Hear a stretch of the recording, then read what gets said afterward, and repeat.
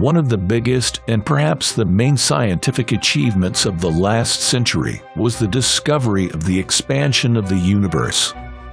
Distant galaxies are moving away from us and each other faster than those that are closer, and it seems as if the fabric of space itself is stretching on the largest scales. The density of matter and energy in the universe is decreasing over billions of years and shows no signs of stopping. If we look far enough, we can see galaxies moving away from us so quickly that even if a spaceship were sent towards them at the speed of light today, it still wouldn't be able to catch up. However, all of this doesn't quite fit within our imagination. As you may already know, in the distant future, our Milky Way and the Andromeda Galaxy will collide with each other and form a single, shared galaxy for the Milky Way. This raises the question, if the universe is expanding, then why are galaxies colliding? When Newton first thought about the universe, he imagined space as a grid, an absolute and fixed entity filled with masses that were gravitationally attracted to each other. But then came Einstein. He realized that space was not a fixed, absolute grid like Newton imagined, and it did not resemble the static grid of Newton's conception. Instead, Einstein saw space as a fabric that was curved, distorted, and changed over time due to the presence of matter and energy. Moreover, it was precisely matter and energy that determined its curvature. However, if space-time contained only a collection of different masses, they would inevitably collapse and form a black hole. Einstein did not like this idea, so he added a correction in the form of a cosmological constant. If this additional term exists in the equation, it implies additional energy permeating empty space, which can repel all of these masses and keep the universe stationary. It would prevent gravitational collapse and allow Einstein to imagine the universe as almost static and eternal. The idea of a static universe was appealing to some scientists, but not to all. Russian physicist Alexander Friedman showed that if one does not add this cosmological constant and fills the universe with energy, matter, radiation, dust, and sinkha, there exist two classes of solutions, one for a contracting universe and the other for an expanding one. Mathematics gives us a possible solution, but we need to look at the physical universe to determine which one describes it. This happened in the 1920s thanks to the work of Edwin Hubble, one of the most influential cosmologists of the past century. Hubble was the first to discover that one could measure the characteristics of individual stars in other galaxies and determine their distance by combining these measurements with the work of astronomer Vesto Slipher, who showed that there is a shift in the atomic spectrum of these objects. He obtained an astonishing result. Either the theory of relativity is wrong, and we are at the center of the universe, with everything symmetrically moving away from us, or the theory of relativity is correct, Friedman is right, and the further a galaxy is from us, the faster it is moving away from us. With one movement, the theory of the expanding universe moved from a simple idea to a leading description of the universe. This is a highly complex and difficult process, filled with various physical and mathematical formulas, but to understand the essence, let's simplify everything as much as possible. And let's make a simple analogy by comparing the universe to an air balloon. Perhaps this is not the best example, but it's what we have at hand.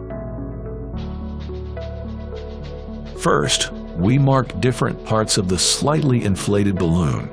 Now, as we blow up the same balloon even more, we see that it increases in size, and the distance between all the marks increases. Note that the location of the marks doesn't change since only the surface of the balloon changes. Now, if we use our imagination and look at the situation from one of these marks, we see that all the other marks move away from it. This is roughly how the principle of the expansion of the universe works. Each galaxy is a mark, and the surface of the air balloon is the universe. However, the way expansion works on the surface of the universe, which resembles the surface of an inflated balloon, is a little strange and seems to contradict common sense. It looks as though the fabric of space is stretching over time, causing all objects within that space to be pulled apart from each other.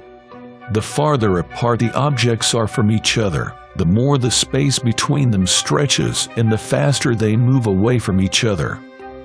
If the universe were filled with homogeneous matter, it would simply stop and become less dense, and each part of it would gradually move away from everything else.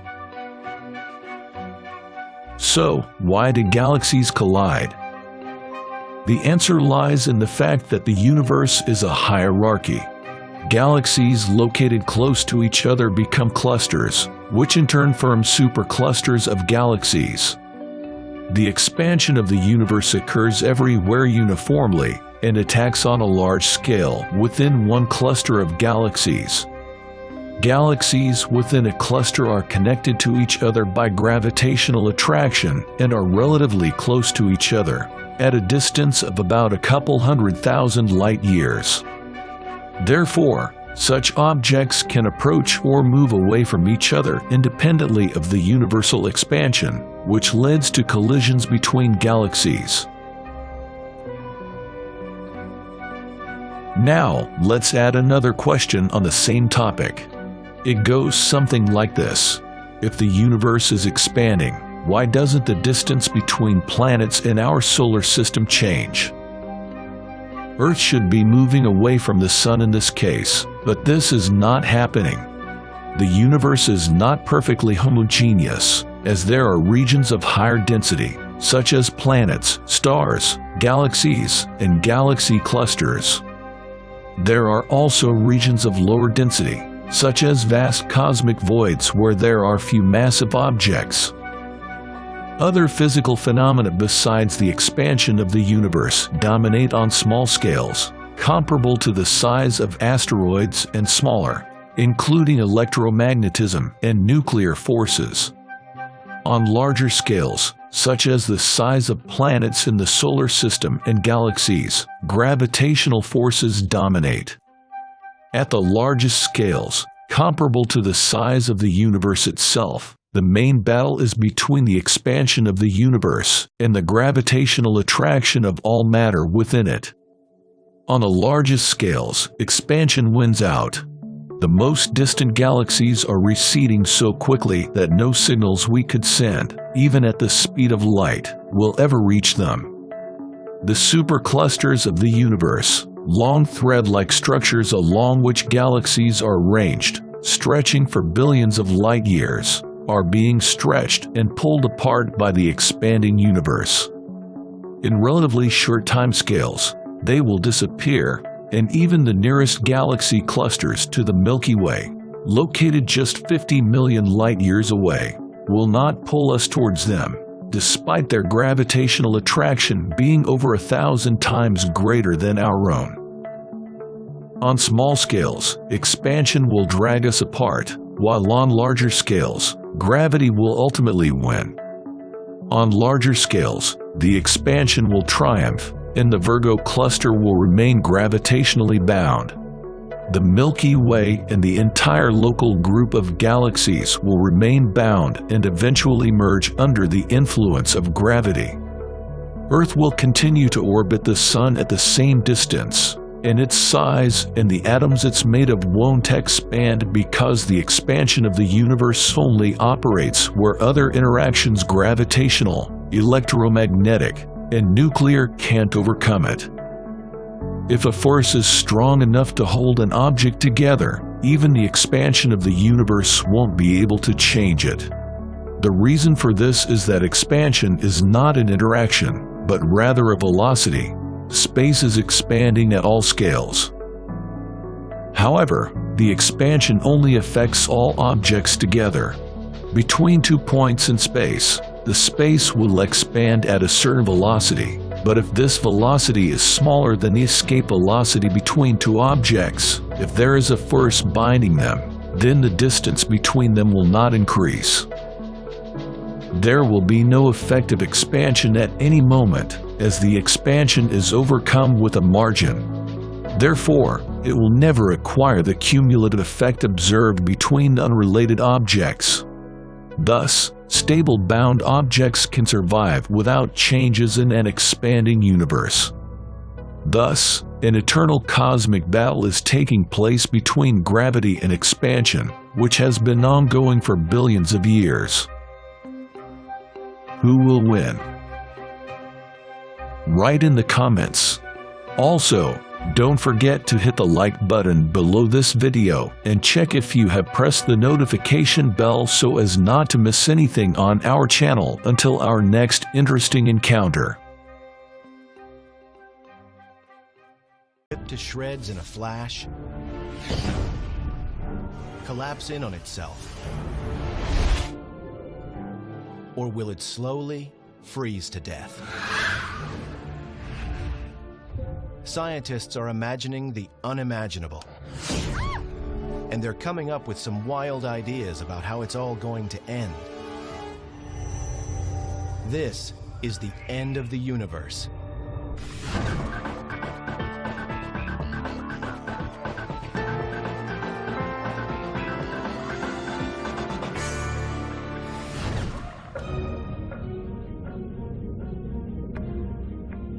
A battle is taking place in the farthest reaches of space.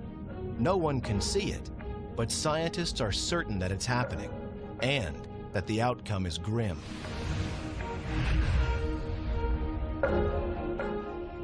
The universe is going to end. It won't happen for billions of years, but there is no way out. Figuring out how it will end is the challenge of astrophysicists around the world. They're pointing high-tech equipment out toward the heavens to unlock the secret of our fate.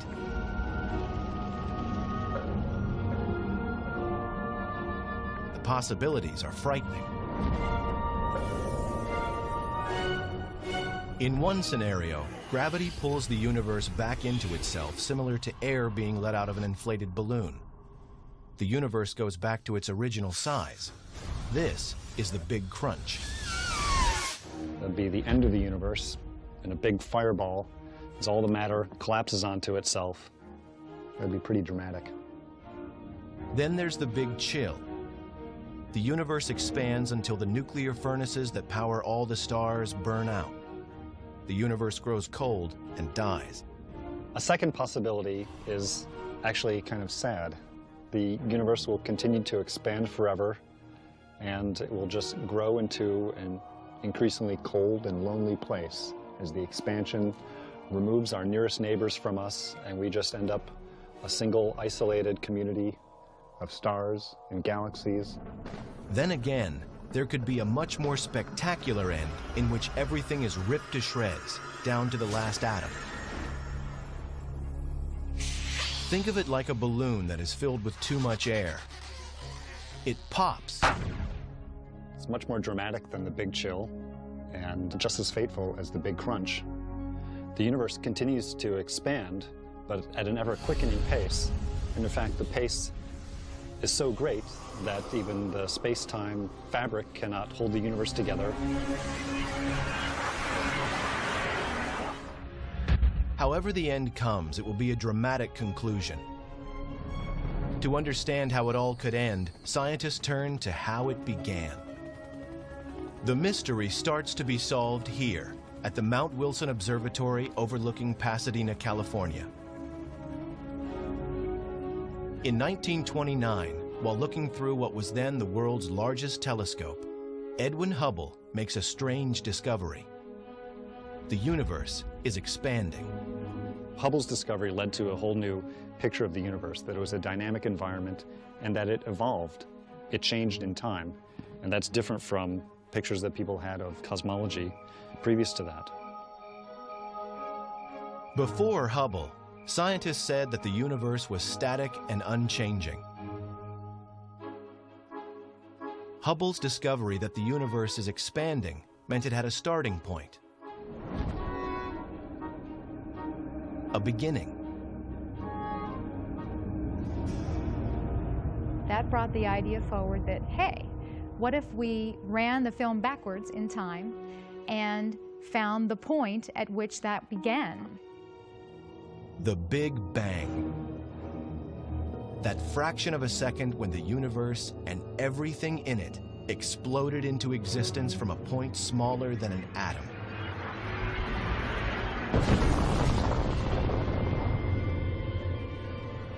One common misconception about the Big Bang is that we can identify a point in space where the Big Bang occurred. But in fact, it's more appropriate to think of the Big Bang as a simultaneous creation everywhere of space, which is then continuing to expand to the present day. Scientists theorize that at the moment of the Big Bang, the first small particles of matter called quarks were produced. They collided to form the building blocks of the universe. These floated in a thick fog of hot plasma for about 400,000 years. Gravity, also created at the Big Bang, drew the particles together, eventually creating the first stars and lighting up the cosmos. The theory of the Big Bang is a very solid theory. What happened at the moment of the Big Bang is still something we're working on. We don't really understand. If the universe has been expanding since the Big Bang, scientists must consider that it will stop expanding at some point. The question is, how?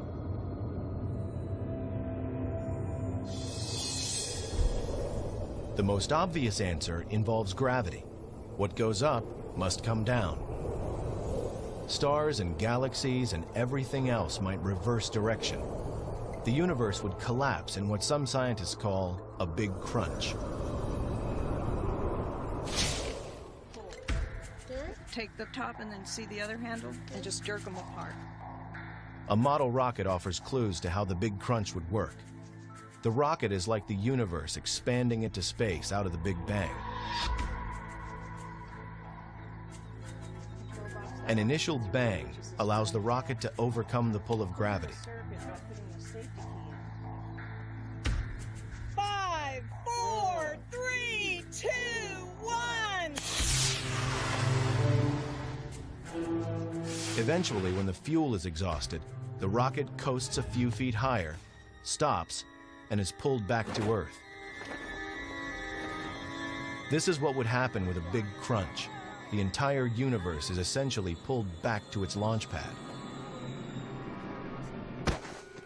The universe itself has its own momentum, its own energy. It's moving outward. But eventually, there's a point where possibly the universe will stop that moving outward, just like the rocket that we saw, and have to fall back in upon itself and collapse again under the force of its own gravity. In this scenario, the universe could return to its original state just before the Big Bang, setting the stage for a perpetual seesaw of creation and destruction. The Big Crunch theory moved to a scientific back burner. Cosmologists figured out that there must be some form of energy that keeps the universe from collapsing.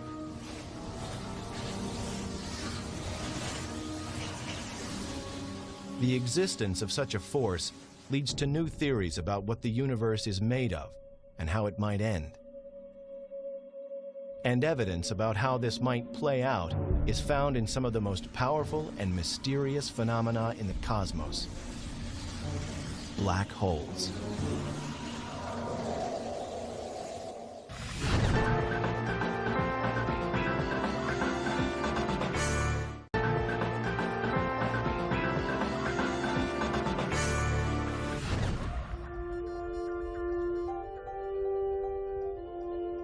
Predicting how the universe will end involves some of the most advanced technology known to man. On a remote volcano on the island of Hawaii, astronomers are monitoring a battle in space that is shaping the fate of the universe. At an elevation of nearly 14,000 feet, the Keck telescopes bring astronomers from all over the world nearer to space for a clearer view of the cosmos. They come here because the telescopes work best far away from city lights and as high as possible above Earth's polluted air. Harsh conditions make it difficult to work here, but for scientists in pursuit of the great mysteries above, it's paradise. So this is a remarkable location, but of course the air is very thin, it's extremely hard to work here, but these telescopes are amazingly powerful. But we're ambitious astronomers. We don't just stop looking at easy objects. We try hard to look at the very faintest objects so we can understand the extremities of the universe. Here, astronomers like Richard Ellis are working on a problem that has been all-consuming for cosmologists since Edwin Hubble. They know the universe is expanding, but what they don't know is how fast. It will be difficult to predict exactly how the universe will end until they solve this mystery. The answers lie in the past. Now, what I did the focus on was a V equals 12. There it is. Okay, that's the bright star. Get a better focus now. That was worth doing. An astronomer like myself uses a ground-based telescope as a time machine. We're looking back in time to study distant galaxies, seen as they were a long, long time ago. One of the distant galaxies that astronomers found revealed a powerful source of X-rays from something that they could not see. It was in the constellation Cygnus and emitted no light, but something was there. Whatever was emitting these X-rays had a mass about 7 times that of Earth's sun. There wasn't a name for it, so they called it a black hole. Black holes offer scientists an analogy to how the Big Crunch theory works. When certain stars run out of fuel, they collapse in on themselves into a smaller and far denser mass that attracts more and more matter, just like the Big Crunch. The gravitational pull is so powerful that anything that falls near a black hole will be forever trapped. Not even light can escape. It's a mind-boggling concept that something invisible is detectable and offers a view to our ultimate fate. This black tarp represents space, and space is relatively flat. But when you put a massive object into space, it curves it.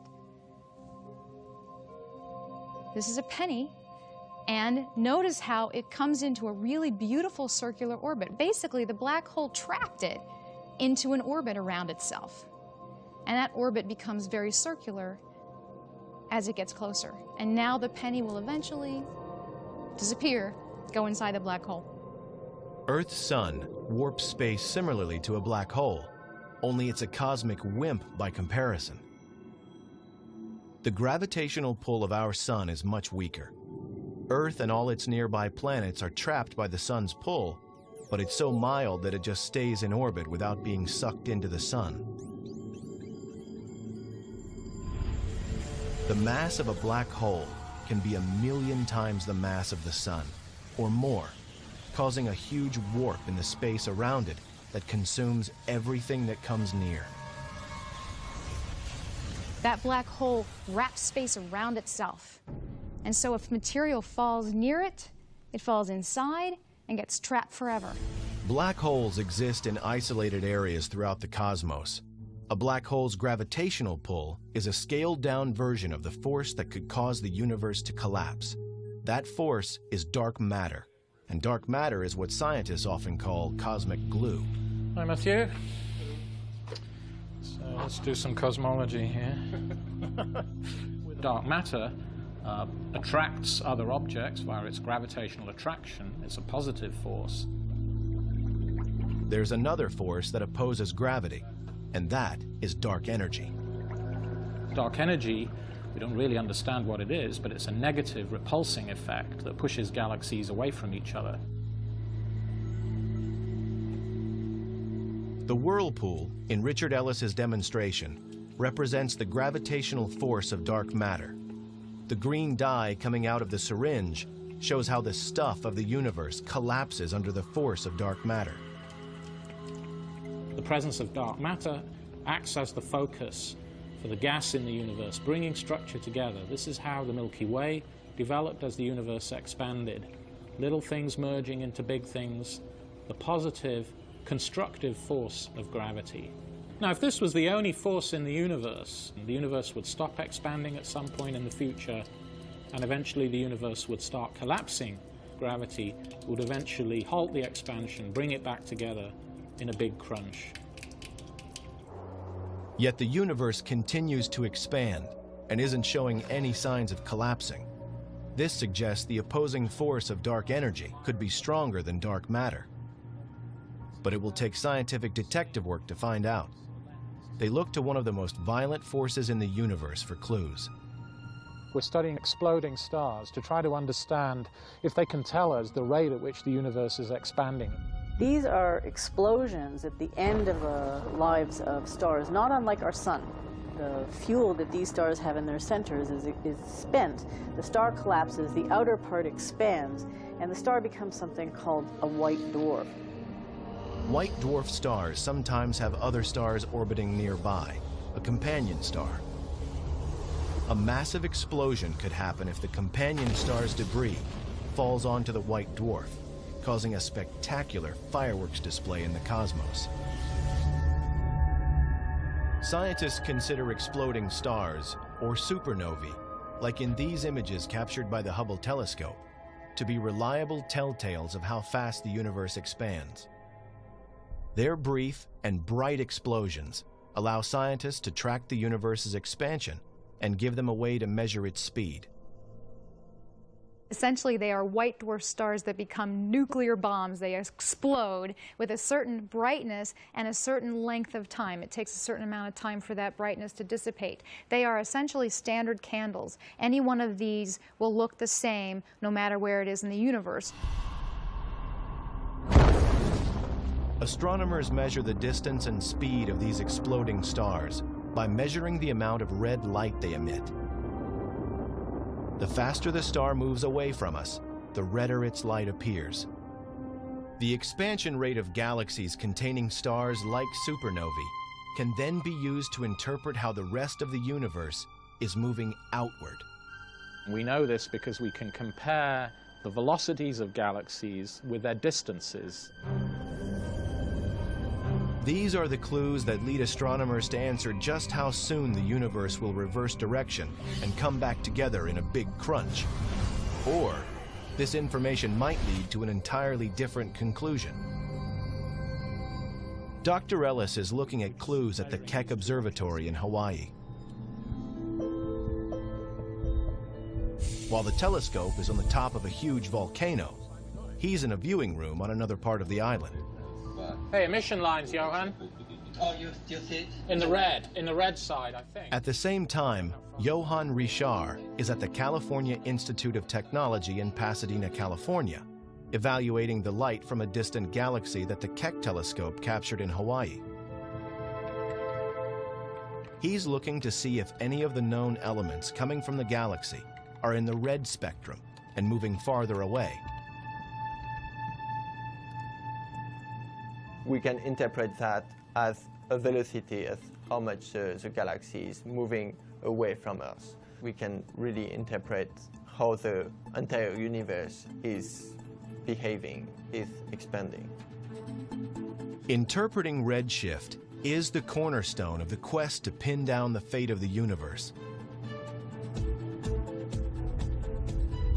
Clearer pictures of the universe that have only been possible in recent years have led cosmologists to conclude that the redshift of distant galaxies is greater than predicted. This is startling. Not only is the universe expanding, it's speeding up. Nothing in the observable cosmos could account for an accelerating universe, and yet the data seem irrefutable. This has to mean that an invisible force is working against gravity. Cosmologists have come up with a name: dark energy. So when the universe was young, gravity was the most dominant force. And so what we see here is galaxies as particles on the surface of the water are bound together by gravity. And at a point about 7 billion years ago, dark energy and gravity are pretty well in balance. But the universe continues to expand, the density goes down, and so dark energy starts to take over. And lo and behold, the universe starts to accelerate.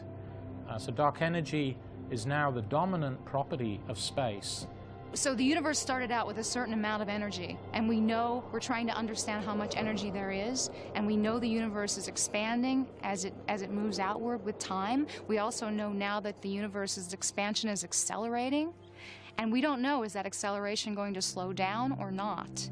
We're still trying to understand that. So in understanding what's going to happen to the fate of the universe, we have to know how much energy is there, how much matter is there.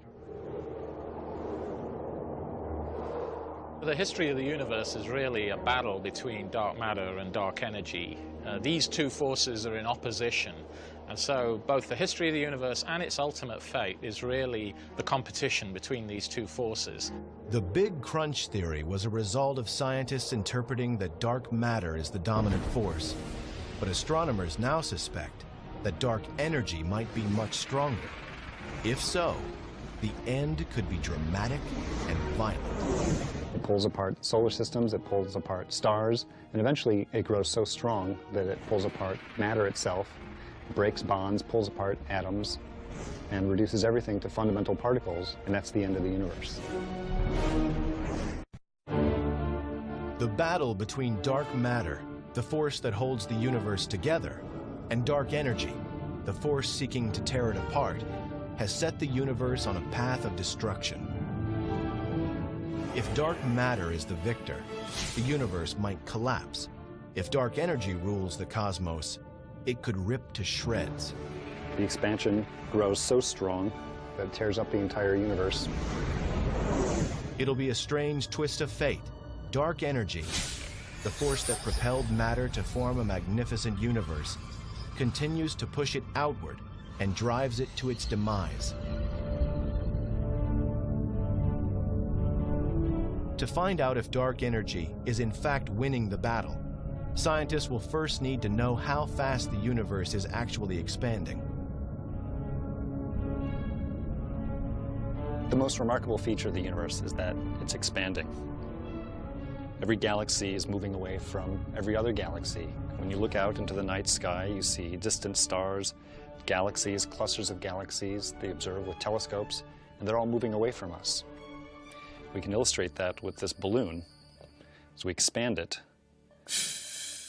we see that every dot drawn on this black balloon, like the night sky, is moving away from every other dot.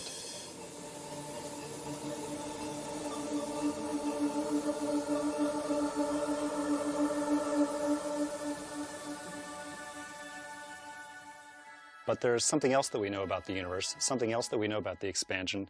That is that the expansion is getting faster. The universe is accelerating. The size of the universe is getting bigger at a faster and faster rate.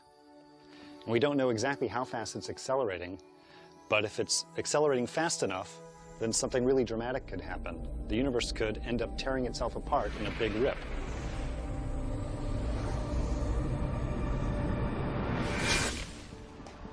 This is perfect. This is great that you rigged this up. So this is a giant version of the demo that I do in class. Dr. Robert Caldwell attempts an earthbound experiment to show how dark energy affects the acceleration of the universe. He uses a paintball gun mounted on a truck. Yeah, and basically, I mean, we could adjust the angle in any way that you want it. What do you think about this? I think down at the ground, a little bit more is the best, so we can mark each time the gun fires. That'll be good. All right, let's try that. He sends the truck coasting down an incline. Earth's gravity pulls the vehicle downhill, which is similar to how dark energy propels the universe outward, causing it to expand. Gravity pulls the truck forward at an increasing speed. The gun fires paint at the ground at regular 1-second intervals. Caldwell measures the distance between the paint dots to calculate just how fast the truck was accelerating. He'll use the data from this experiment to see how gravity's force compares to dark energy's force in the cosmos.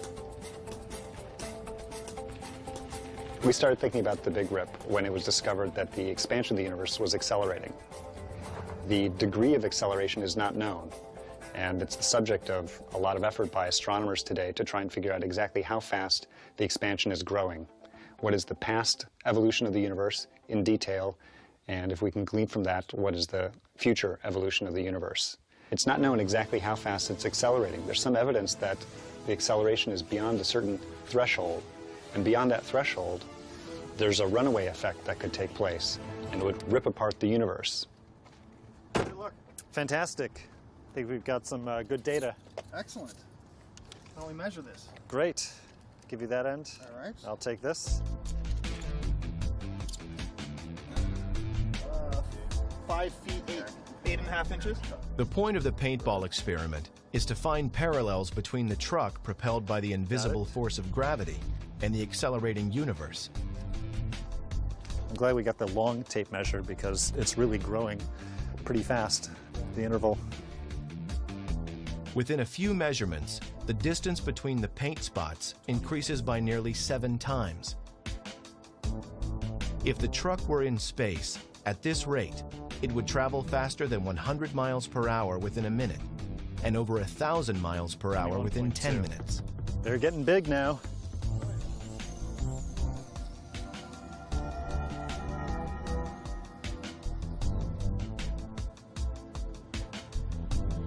Here we got 42.5 feet. 42, all right, 0.5. The question for Robert Caldwell is whether the same kind of expansion and acceleration are happening on a cosmic scale.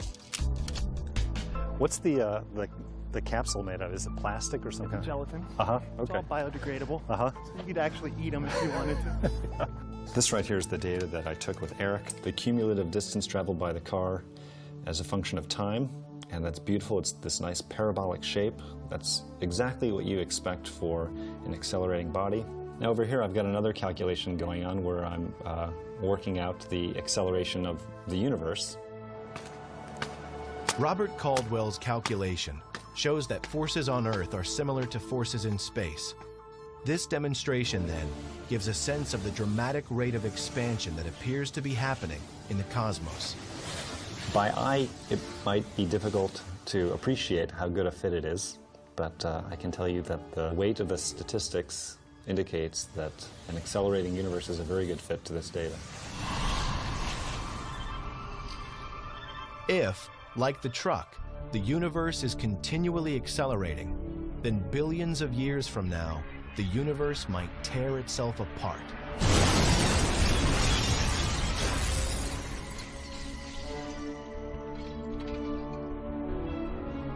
All the distant stars and galaxies will be pulled away from each other. They'll be pulled away from us. But moreover, we won't have time to grow cold and lonely. It'll actually be pretty exciting and dramatic and violent. Stars are ripped apart, planets are ripped apart, and even atoms are torn apart before the universe ends. It wouldn't happen for at least 50 billion years, but still it's an interesting fate for the universe. What would atoms ripping apart look like? Things like coffee cups are solid. Atoms join together to create something that will hold a cappuccino without leaking a single drop. Zoom in through the cup, like sailing through the cosmos, past the molecules and into the atoms. The solid cup is nothing more than a fabric of atomic particles that formed a bond to become matter. If these particles were to move apart, the bonds that hold this cup together stop working. The atoms no longer support molecules. The connections between the minuscule particles dissolve. Matter in the form of this cup ceases to exist. It disintegrates, gone from existence. This is the dramatic end that Robert Caldwell foresees for the universe. What you would see if you were standing on Earth or standing on some other planet that happened to still be around at that time, you would see something that looks like a wall of darkness approaching you. And as the wall of darkness approaches, stars would go out, galaxies would go out, and then eventually that wall of darkness would surround the planet, and then pretty soon atoms themselves are torn apart, and that's it. Just the wall of darkness shrinks down to a point, and that's the end of the universe. According to Robert Caldwell, that moment is still billions of years off, leaving plenty of time to refine the research. In a way, this is like a detective story. We're trying to figure out what is the culprit, or who is the culprit responsible for the cosmic acceleration. We think we know its name. We call it dark energy, but we don't know the modus operandi. We don't know exactly how it works. And what's needed is more information about the physics behind the dark energy. We want to know exactly what it does and exactly what it's made out of. And in answering those questions, we'll be able to figure out exactly what is the fate of the universe. The Big Rip is one theory. Cruising just above Earth's atmosphere and peering deep into space, the Hubble telescope provides scientists with clues to a less violent, but equally unavoidable, end of the universe.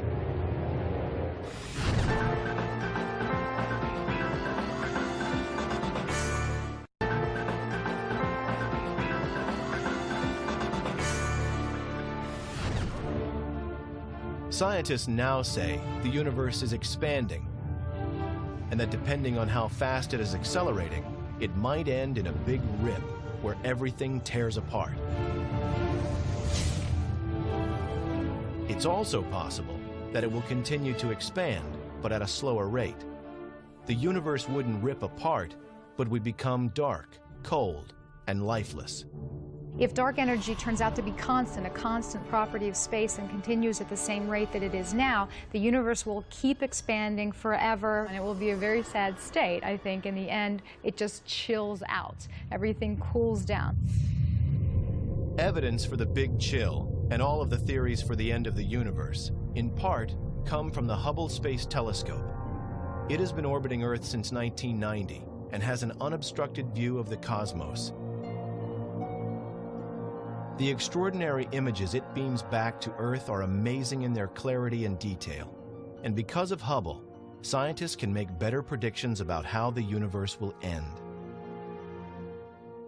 So here is an example of a very deep field that was taken by the Hubble Space Telescope, which literally you point the space telescope at a single region in space.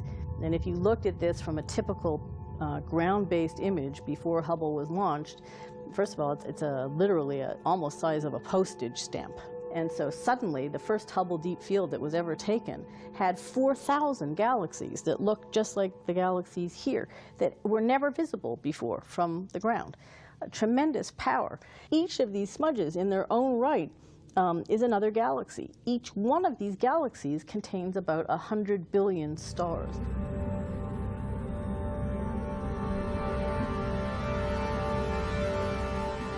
Hubble sees more than just stars and galaxies.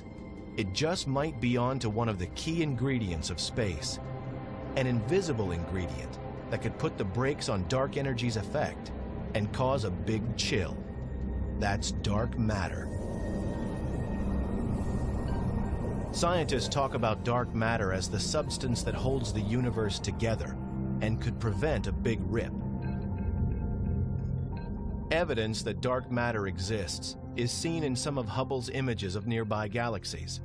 It sometimes appears as though other galaxies surround them. The other galaxies are not really there at all. Rather, they are reflections of more distant galaxies coming from behind. Astronomers suspect this optical illusion is dark matter causing a weird distortion of light called gravitational lensing. The light from the more distant galaxies is literally bent by the curvature of space caused by stars and dark matter in its path. The more dark matter there is between Earth and the distant galaxy, the more the light will be bent and the greater the force to cause a big chill. The gravitational lensing is a tremendous tool for the astronomer because we can measure the distortion in background galaxies and use it to trace the distribution of dark matter on various scales. We're looking at a distribution of idealized galaxies here on the sky, and the light from these distant galaxies is passing through clumps of dark matter. what you look at is not really what's happening. It's a bit like wearing spectacles and not knowing that you're wearing them. And if you can tell how much that bending is occurring, you can map the dark matter, and you can also see, well, if there's dark matter there, is the universe around that dark matter behaving the way it should given the gravity or not? If it's slightly gravitating less, then dark energy might be changing in those places. Identifying which energy force dominates, dark matter or dark energy, will give scientists more confidence about whether a big chill or a big rip will be our fate. The best evidence shows dark energy as the driving force, but by how much? Solving this mystery depends on astronomers finding ways to measure how fast the universe is moving. On Earth, it's simple to determine how fast something moves. An airplane, for example, is relatively close. We can look at it and calculate its speed by estimating the distance it travels and timing how long it takes to get from one point to another. But a star's light can travel for millions or billions of years before it can be seen on Earth. By the time its light gets here, the star will be long gone, and it's too far away to gauge its speed or distance traveled with any certainty. The universe is expanding, only scientists cannot give precise answers about how fast. The mystery moves closer to being solved by imaging the cosmos with greater precision.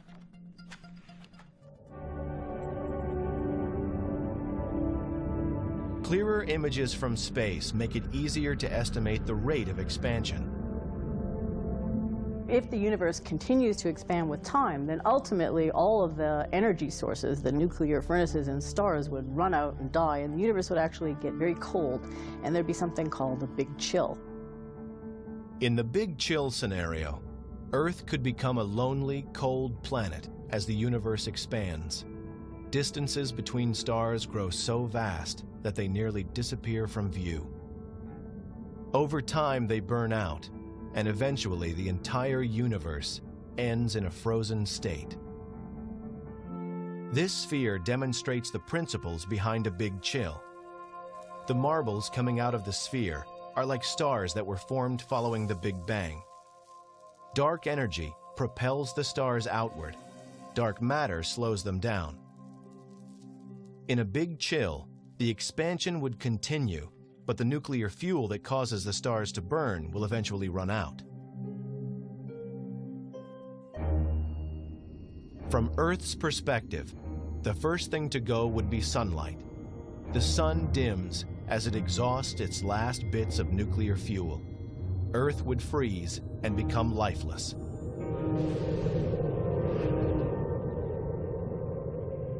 And billions of years after humans are gone, the cosmos expands out of view. A few newer stars might remain, but most would have long moved away. The furnace powering the universe burns out. The darkened universe continues to expand, a frozen and lifeless remnant of its once vibrant existence.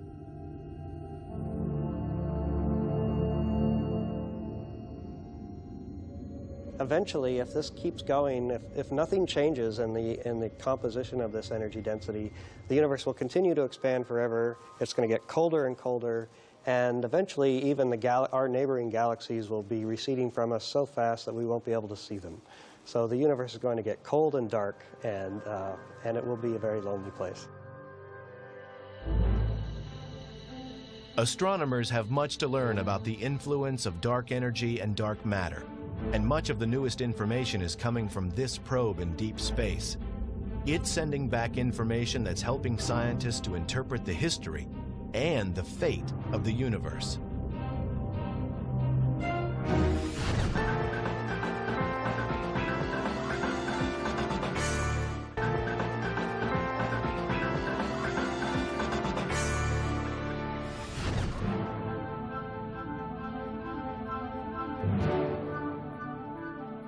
The night sky, by all appearance, is a quiet and peaceful place. But in reality, there are forces that are driving it to an end.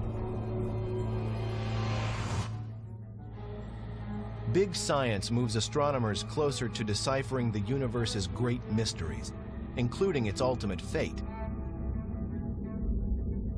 The solution to the universe's riddle may well be hidden in this multicolored image. What's incredible is that it's a map of the early universe from the moment it was conceived. And even more fantastic, it reveals a great story that helps cosmologists predict how it will end. The machine that captured this is called WMAP, a NASA satellite that's working around the clock to chart the cosmos. What we're looking at here is the edge of the visible universe. It's the light that WMAP measured, it's the remnant heat from the Big Bang, and this is literally the oldest light in the universe that we can see. This fossil relic from the early universe tells us a great deal about what the composition of matter was like, what the expansion rate was like, and really what the conditions were at the birth of our universe. WMAP is one of the great astronomical breakthroughs of the 21st century. Nothing before could give us such a clear image of the energy left over from the Big Bang, energy that scientists call the cosmic microwave background. WMAP is measuring temperature differences in the cosmic microwave background, which may finally make it possible to predict which force will dominate the universe and how that force will bring the cosmos to its end. The blue spots are regions in the microwave light that was produced by the Big Bang that are slightly colder than the average temperature, and the red spots are regions that are slightly hotter than the average. Temperature differences revealed by WMAP tell scientists about the nature of the matter and energy that is contained within the universe. They're able to analyze the light patterns and find clues not only about the substance, but also the fate of the universe. We only capture a tiny part of the electromagnetic spectrum with our eyes, and we have to go to much longer wavelengths. The same wavelengths that are used to heat water in a microwave oven are what we're measuring here with WMAP. WMAP is so precise that it can detect differences in temperatures as small as 1/1000th of a degree. This sensitivity helps scientists to calculate the ratio of dark matter to dark energy, forces that will determine how the universe ends. We assembled all those difference measurements and make a map of what the variations look like. And by turning up the contrast, we can basically subtract off this uniform glow from the Big Bang and look for variation. It doesn't look like much until Gary Hinshaw adjusts the contrast. Then the WMAP image comes to life. Looking at WMAP imagery is in essence taking a journey back through space and time so that we might get some new ideas on the fate of the universe.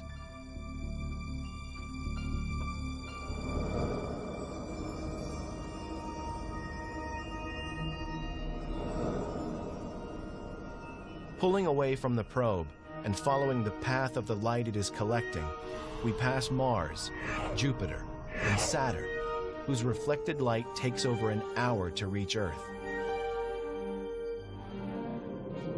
Then, leaving the Milky Way, we pass Andromeda, the next nearest galaxy, whose light takes 2.3 million years to reach us, which means we have traveled 2.3 million years back in time.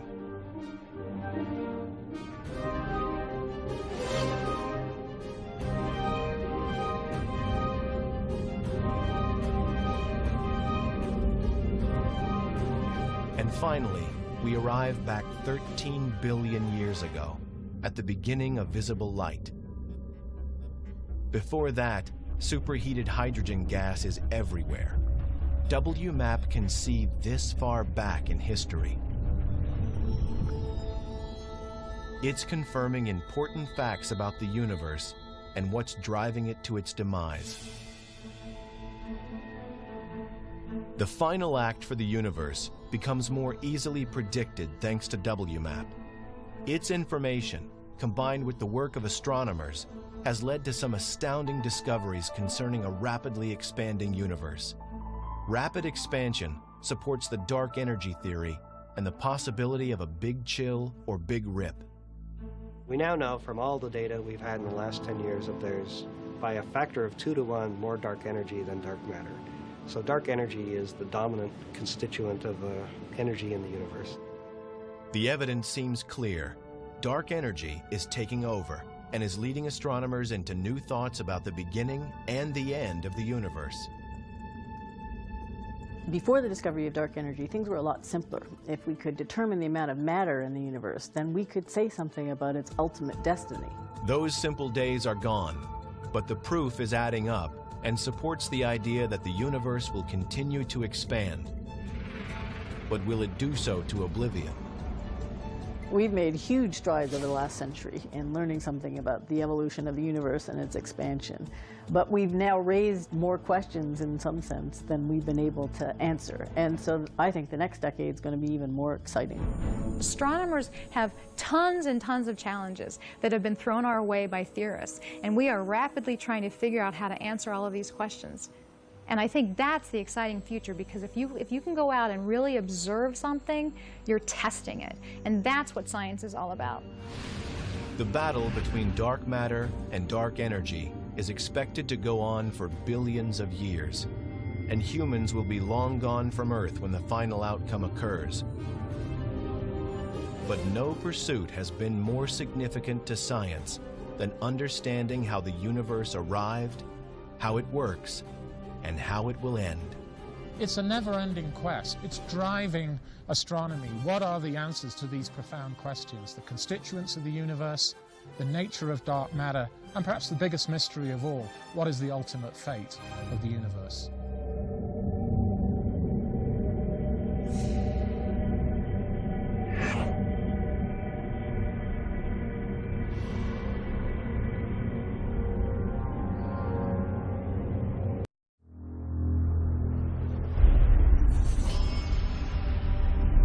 From the drama of our planet's origins and the birth of our solar system comes one of the most startling revelations of modern science. The solar system we see today, quiet, stable, was once a battlefield. Newborn planets blasted through space, competing for stable, circularized orbits inside a grunge-style mosh pit of gas and dust. For those that find the right balance, the prize is survival. For the rest, world-shattering destruction. A new look at the chaos of creation and a frightening possibility in our distant future.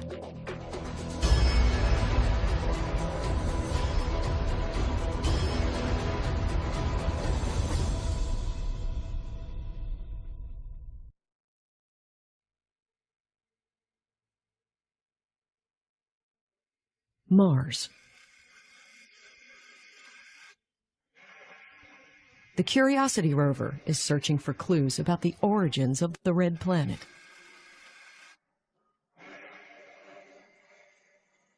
It confirms the presence of oxygen and nitrogen isotopes hidden in the rocks and soil. We use isotopes to try to figure out the history of planets, partly because they are immune to many of the changes, the chemical changes that occur when you have things like collisions and so forth. Isotopes, the relative abundances of these isotopes are like fingerprints. Curiosity confirms a unique mix of isotope fingerprints. The isotopes indicate that Mars formed elsewhere in the solar system and moved into our neighborhood.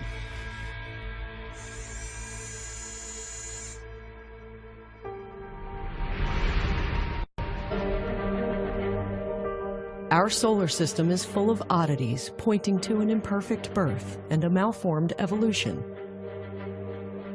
All of our planets go around the sun in the same direction that the sun is spinning. This is the same direction that the clouds within our original nebula began to rotate. 6 planets spin around their poles in the same direction. For them, the sun rises in the east and sets in the west.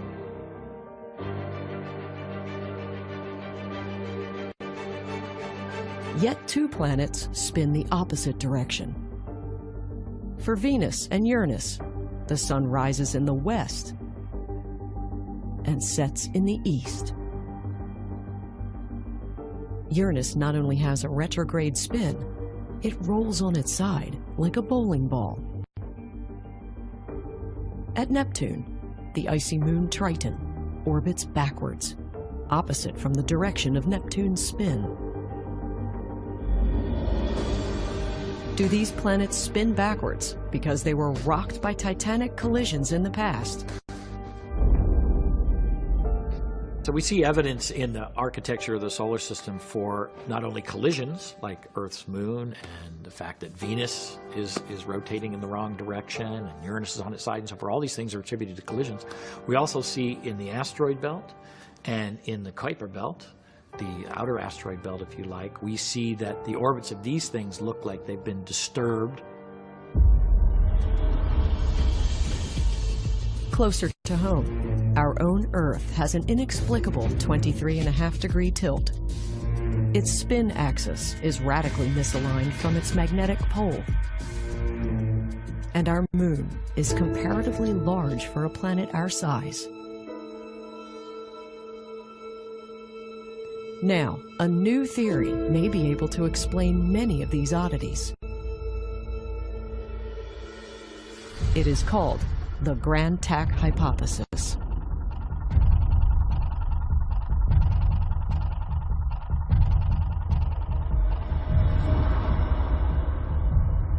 Four and a half to 5 billion years ago, a gas giant planet arose inside a primordial disk of gas and dust. Jupiter didn't just form where it is, but formed and then moved inward towards the sun. As it spirals toward the sun, Jupiter herds asteroids and rubble.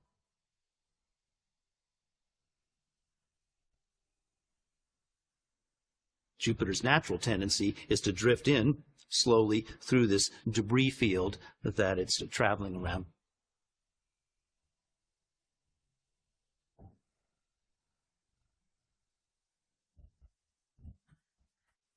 The inner solar system is also thick with gas and dust. The planetary system is well underway. Numerous worlds are born in this region, including the Earth. Primordial skies are ruled by chaos.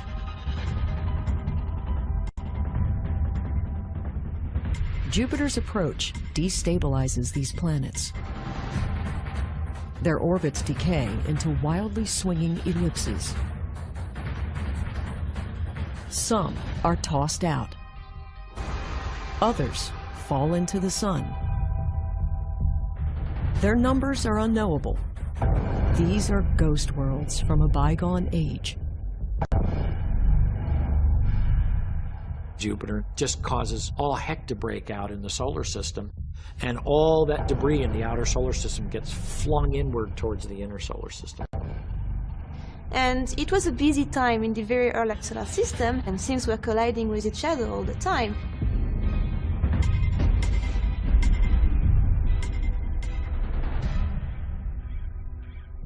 And then it stopped. Jupiter's invasion of the inner solar system is mysteriously halted. The planet makes a turn, or, in sailors' parlance, a grand tack. Lurking behind Jupiter is a second gas giant, Saturn. So as Jupiter was migrating inward, Saturn was following it and growing. And as Saturn was growing, it came to have a size that it had a gravitational impact on Jupiter, which became more important than the gravitational interaction between the gaseous disk and Jupiter. They reverse direction. And in a sense, you can think of Saturn and Jupiter feeding off one another and moving back out. gravity tugs each passing planet.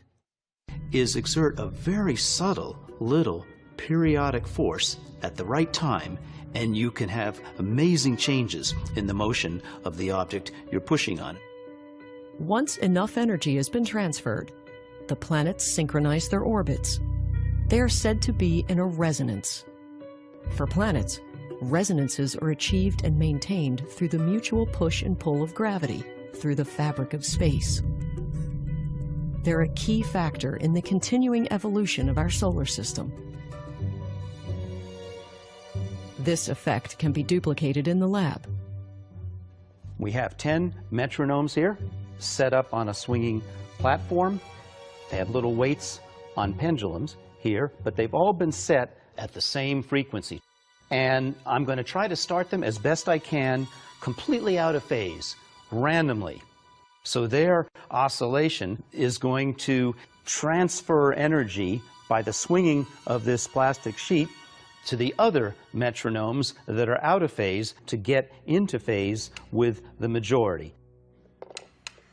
It's inevitable that there's going to be some majority group which starts out swinging more or less together, and they are eventually going to win out. Just doing this as randomly as I can.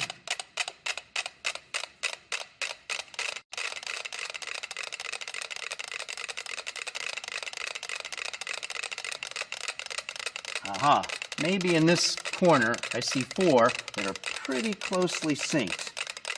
Yes, now it's more like 5,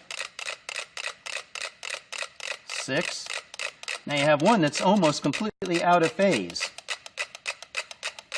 So every time the majority hits a beat, it's going to give a little impulse, a little push to the platform, and that push is transferred to the metronome that's not in sync.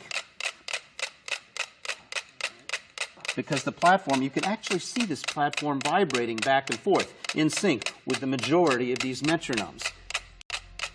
Working on this one. So we're pretty close to resonance right now. As the metronomes achieve resonance, it's important to notice how the platform shakes. Now, it doesn't have to just be the force that's being transmitted by the plastic platform. It could be a force at a great distance, for example, the force of gravity. Just these small, little, seemingly insignificant pushes building up over multiple cycles can have dramatic energy transfer. That is how planets do it. Like the metronomes, the two gas giants form a resonance. We don't know exactly how long that took, but we have some fiducial marks for timing in the solar system formation, and that means that the grand tack had to have occurred relatively quickly, talking hundreds of thousands of years, perhaps, to a million years. The two planets retreat until they reach their current positions. The sequence of planets as we find them today is based on Jupiter and Saturn's orbits. The planets eventually achieve a sequencing that many students learn through a mnemonic, such as, "My very educated mother just served us 9 pizzas." Was there a time when the mnemonic was scrambled? Seems very likely the answer is yes, not to mention a lot of additional letters were probably in there as well. Jupiter's menace of the inner solar system is finally over.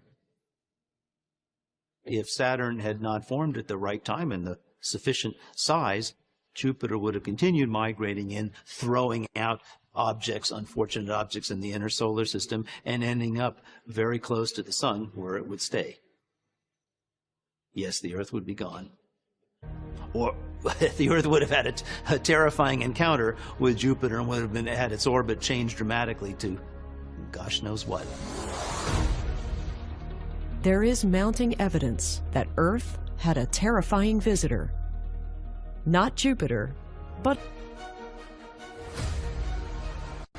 Theia was this planetary body that was roughly the size of Mars. And through this collision, a lot of particles were ejected, probably completely destroyed. We don't really know how much of Theia was preserved. probably completely destroyed. We don't really know how much of Theia was preserved. Earth is rocked off its axis, its surface liquefied. Chunks of Earth's mantle are shoved into space.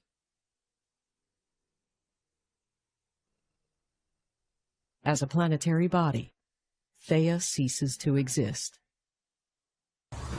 Its remains are absorbed by the Earth and intermingled with the debris field. A new planetary body is formed, the Moon. Further evidence is found in rock samples from the Apollo moon landings. This is a sample from the Moon, if you can see it.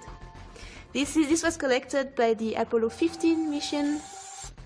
Moon rocks contain isotopes identical to those found on Earth. When the Moon arose, it is first covered with a magma ocean. People imagine the lunar magma ocean to be like this magmatic chamber I am describing, but at the surface and covering a whole planet.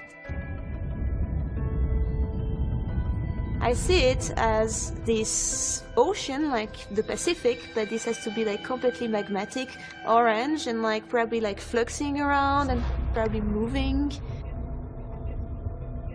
Conditions in the lunar magma are as hellish as we can imagine.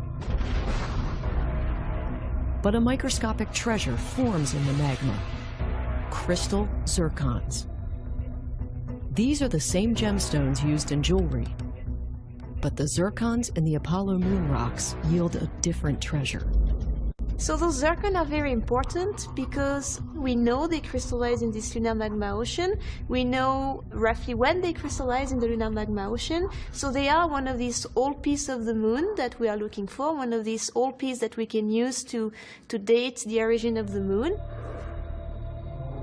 Zircons not only give the age of the moon, they set a specific date for the collision.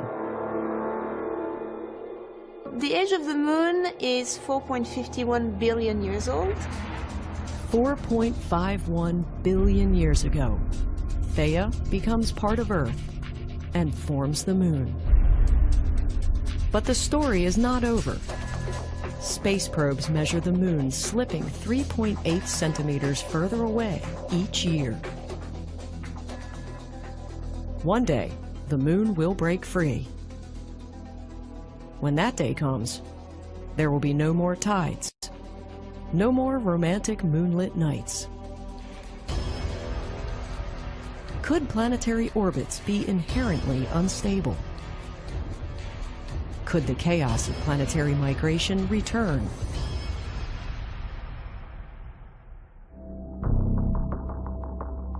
Haute-Provence Observatory, France. It's here that a discovery from a faraway star gives one of the biggest revelations about our own solar system. The story begins when Swiss astronomers Didier Queloz and Michel Mayor noticed something unusual about a star 50 light-years away in the constellation of Pegasus. Everything about this star is ordinary. A main-sequence mid-life yellow dwarf, just like our Sun. But with one strange difference. The star at Pegasus 51 is rocking back and forth. It's a weird anomaly astronomers have never seen before. They check their instruments. Everything is working, including their new spectrograph, a device that splits the starlight from Pegasus into rainbow colors. Hidden inside the colors are patterns of lines. By tracking the day-to-day movement of these lines, astronomers make a startling discovery. Pegasus 51 has a planet. But no one has ever seen a world like this. It's half the mass of Jupiter, yet it's extremely close to its star. 9 times closer than Mercury is to the Sun. The planet at 51 Pegasus must be inside the corona, broiling in temperatures over 1,000,000 degrees Fahrenheit. Soon, another planet is found around another star, and then another, and another. Astronomers have now confirmed over 3,700 exoplanets beyond our solar system. Nearly all of them are Jupiter-class planets grazing their host star. They're a new, previously unknown type called hot Jupiters. They're so numerous, hot Jupiters challenge theories about the origins of planetary systems. It's very difficult to make a planet close to the star because there isn't enough mass to build a giant planet very close to the star, and there's gravitational frustrations for trying to build a planet very close to the star. Astronomy is shaken with a new revelation. Planets do not stay put where they're born. When they're big enough, they migrate. It's a process called planetary migration. And yet, our own solar system has no hot Jupiter.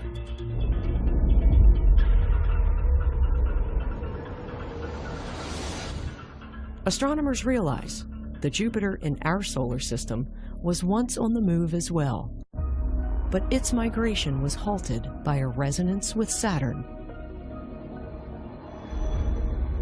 Pegasus 51 shows where a planet lands when its migration is not blocked. The strongest evidence for the Grand Tack hypothesis comes not from our solar system, but from exoworlds charted around other stars.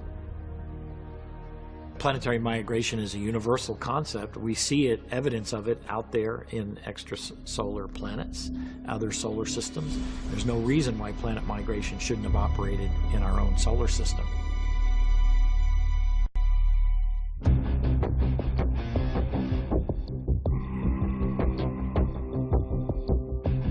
The New Horizons probe finds evidence for roving planets within our solar system. While charting ancient craters on Pluto and on the surfaces of its moons, the science team discovered many craters are the same age. This suggests that they were formed by a single event. Even way out here, tiny Pluto was smashed by a wandering planet. The Pluto catastrophe may be related to other planetary migrations in the outer solar system.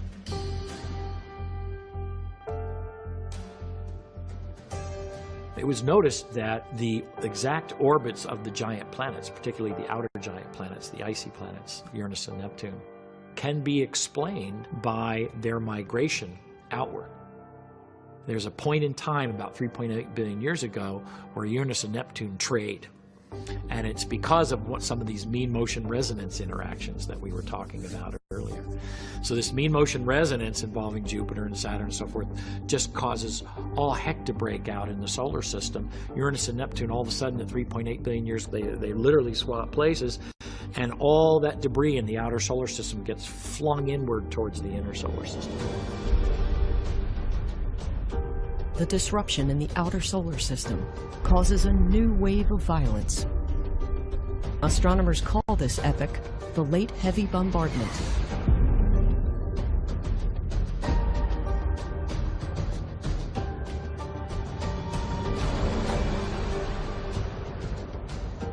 Much of the cratering we see on our moon today is from this period. It may be possible that swapping orbits with Uranus is how Neptune got its moon.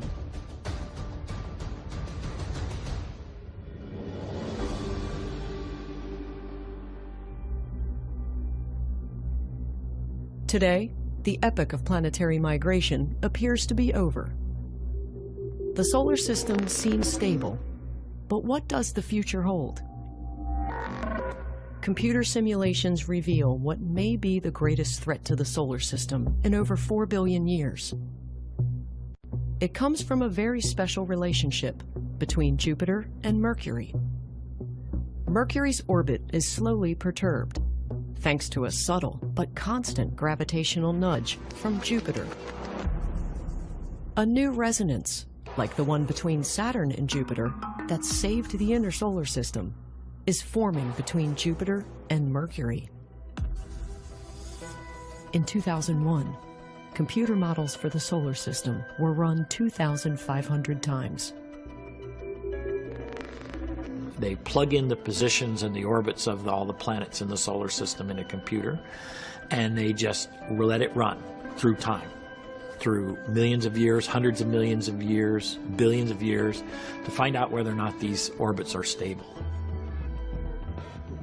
Change the location of one planet, say Mercury, by 1 millimeter, and you find that that change will give completely different predictions about where everything is going to be millions of years in the future.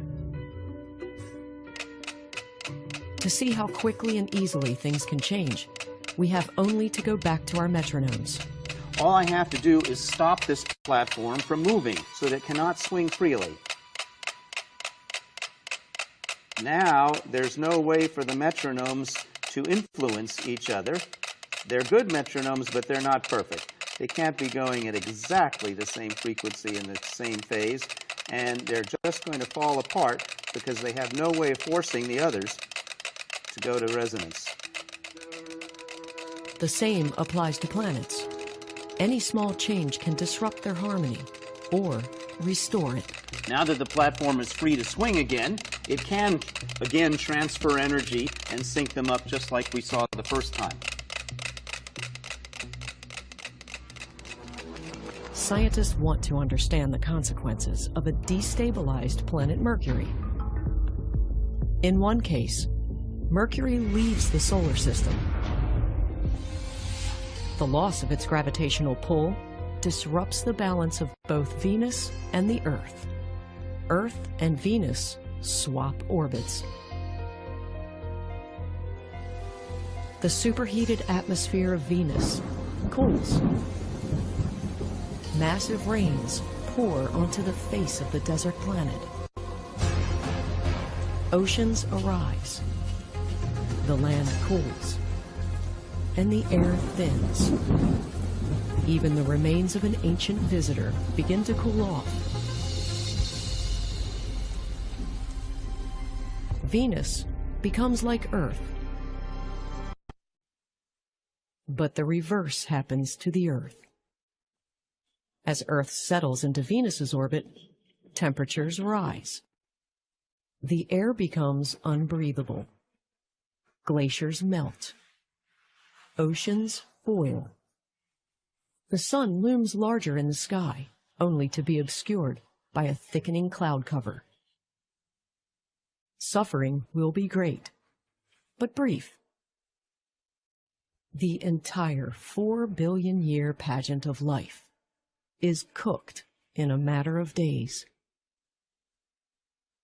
Complete and utter destruction and elimination of all life on Earth. I'm not just talking about higher life. I'm not just talking about civilization, but everything. A sterilization of the planet is something that I would want to think about a bit. Sterilized, uninhabitable, and quiet. There is another possibility, equally dark and apocalyptic. A runaway Mercury is deflected by the gravity of Venus and barrels toward the Earth. It may be a frightening encore to the opening act of our solar system. The equilibrium of the ages is over. If this scenario is correct, Mercury crashes into the Earth, just as Theia did 4 billion years ago. The question is, could it happen today?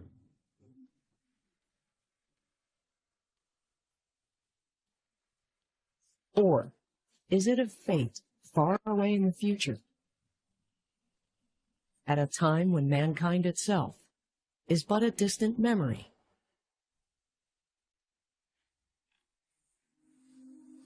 The problem is that even with a perfect computer that understands all of the laws of motion perfectly, not just gravity, but all the other subtle forces that go into it, you cannot give it accurate enough initial information about the locations, the masses, the sizes, the speeds of all of the objects in the solar system.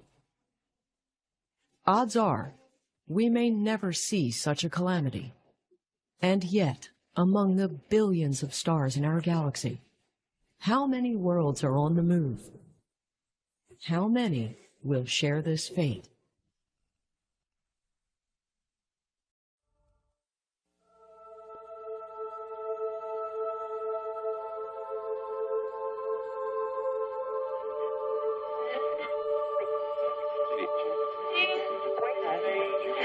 Checking out traffic this morning along the Kewy Gardner, Guy Valentine. It's a bit of a battle for drivers without cover. I'm talking if you don't have any shade, you're fighting some pretty bright sunshine. And also caution on Highway 7 going east of Michigan. And northbound Don Valley Parkway on the ramp to eastbound 401.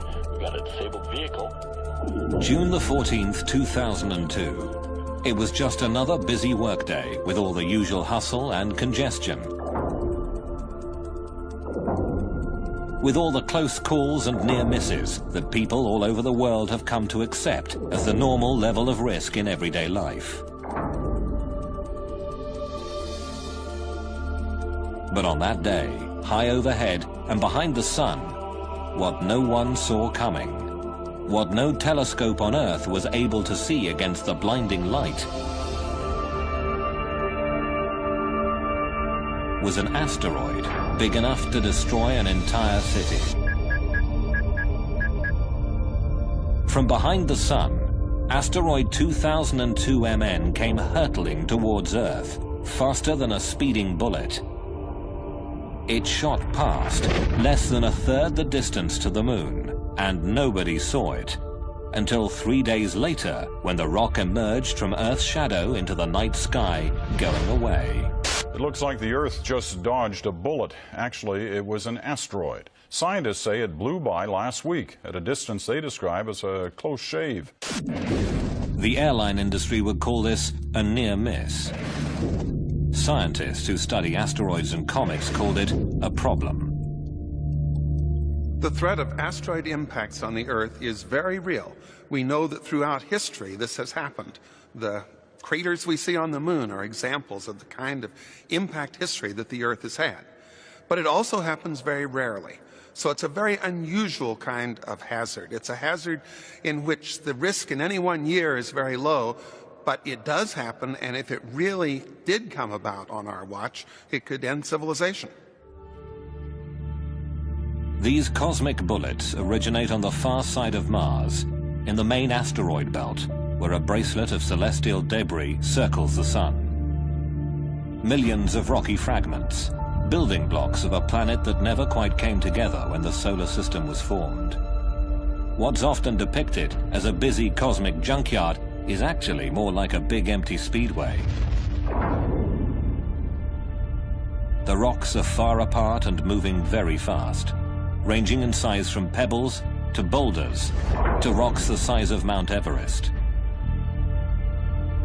Occasionally, the tug of Jupiter's enormous gravity drags an asteroid off course, causing it to crash into another asteroid.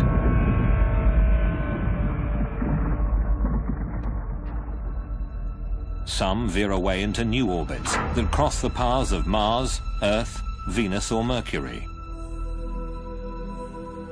Another ring of debris called the Oort cloud is the source of most comets, which are big, rocky ice balls that orbit the sun and cross the paths of the inner planets.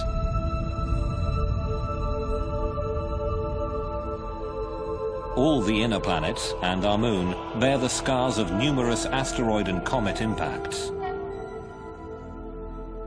We do get hit all the time by pieces of debris from asteroids and comets. In fact, 40,000 tons of cosmic debris plummets into the atmosphere every year. We see them every night as shooting stars.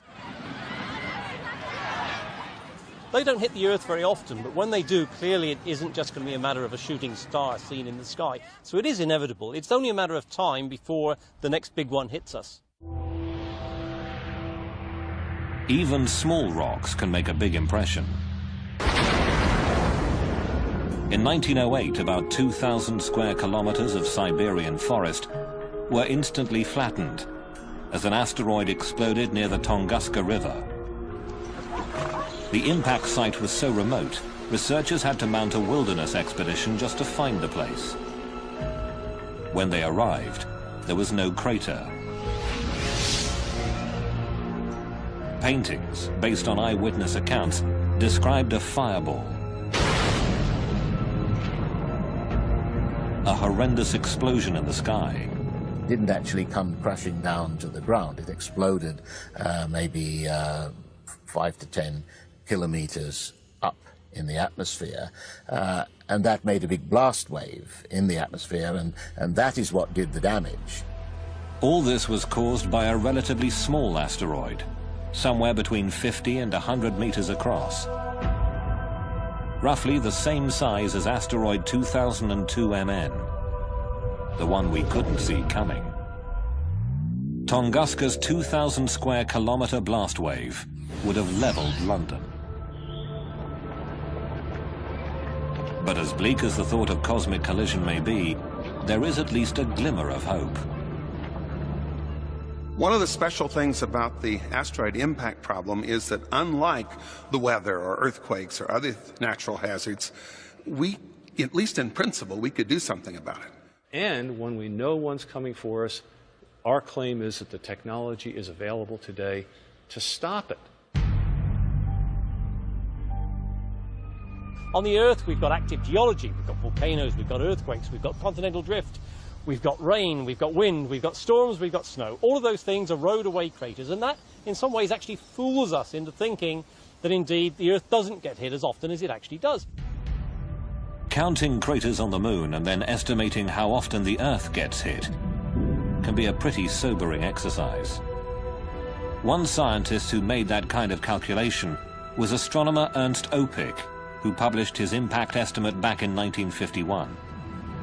The general public, however, paid little attention to the science or the implications. But one individual who did take the issue to heart was Lembit Öpik, the astronomer's grandson, who got himself elected to Parliament. My grandfather is the reason why I carried on in politics, what he initiated in science. In essence, he was a pioneer. He saw the danger of asteroid and cometary impacts with the Earth, and he had the courage to speak up about them. And he did that at a time when it wasn't really taken seriously, in the 1950s and 1960s. After years of pushing and prodding, Lembit Öpik convinced the British government to commission a comprehensive scientific study of the asteroid and comet threat. The expert conclusion was, the threat is indeed real.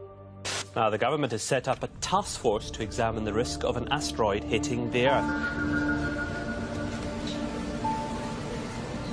Still, skeptical politicians might want to get on the bus and take a trip to the Natural History Museum.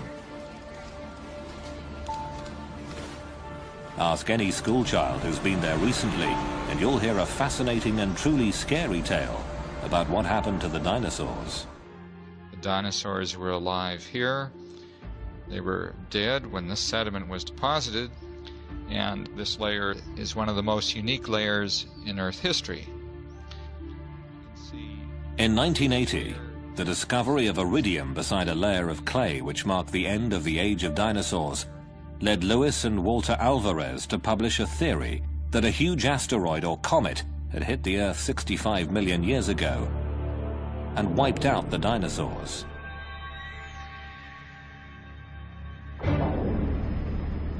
But for this concept to be confirmed, there had to be a crater. There may be tons of dinosaur bones in these dry canyons, but where on earth was the big crater? Just the kind of mystery a budding young scientist would love to solve. When I went back to... Off the coast of Mexico's Yucatan Peninsula, Dr. Alan Hildebrand investigated a huge gravity anomaly discovered by oil drillers back in the 1950s. Put that together with a semicircular magnetic anomaly, and you get a massive crater, 180 kilometers across, near a little village called Chicxulub Pueblo. Most of the crater is underwater now. Erosion and continental drift have covered the visible evidence. But 65 million years ago, this was ground zero. this object would have fallen through the atmosphere in just a few seconds. Just going through the sky, it would have been brighter than the sun.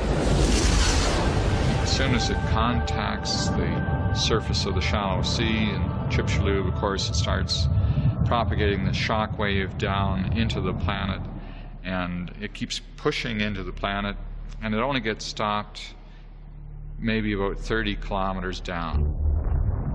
The pressure wave would have traveled around the entire planet in the atmosphere. You could have heard the impact on the other side of the planet.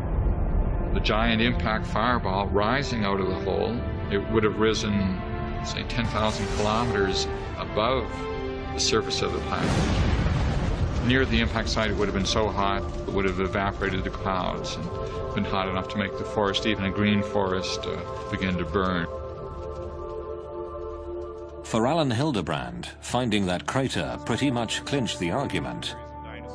Planet Earth had been all but sterilized by a rock the size of Mount Everest. 3/4 of the species of large animal life went extinct. We have made the case. We've got the qualitative information and we've got the statistics to show that there is a very serious risk. If you wanted to save planet Earth from cosmic disaster, where would you find people with all the right stuff to do the job? Well, Houston, Texas might be a good place to start looking. This town has that rarest of breeds, the space cowboy. Houston is home to NASA's Johnson Space Center, where rocket science is a way of life and astronauts learn their trade. If you could roll me 90, then go down. I'll come in on my side. Behind a swimming pool big enough to swallow an apartment block, you'll find a small research lab, where the rocket engine of the future is being built and bench tested.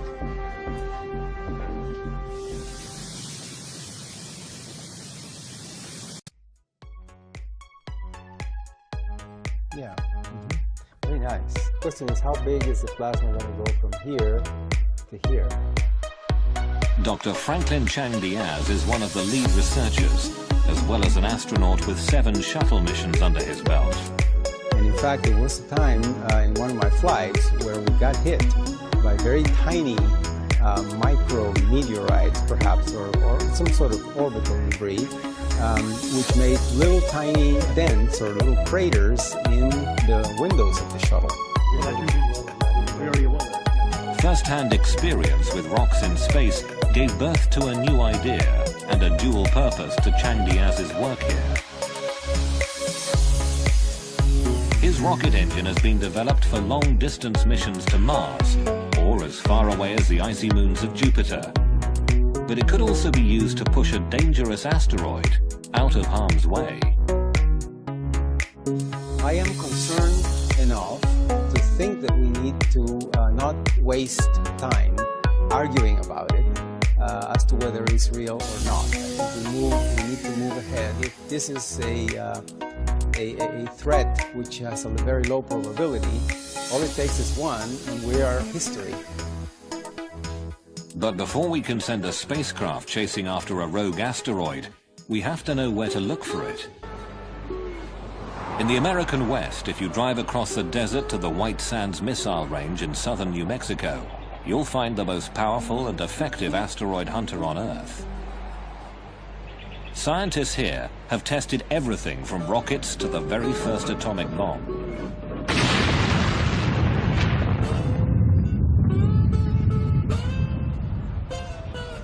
Today, across the valley floor from the Trinity bomb site, the US Air Force has installed one of the world's most advanced telescopes.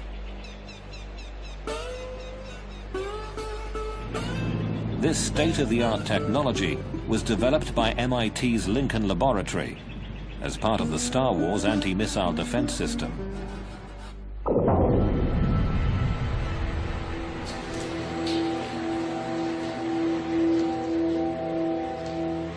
These may not be the world's biggest telescopes, but they clearly are the best when it comes to finding deadly rocks in space. This is LINEAR, the Lincoln Near-Earth Asteroid Research Facility.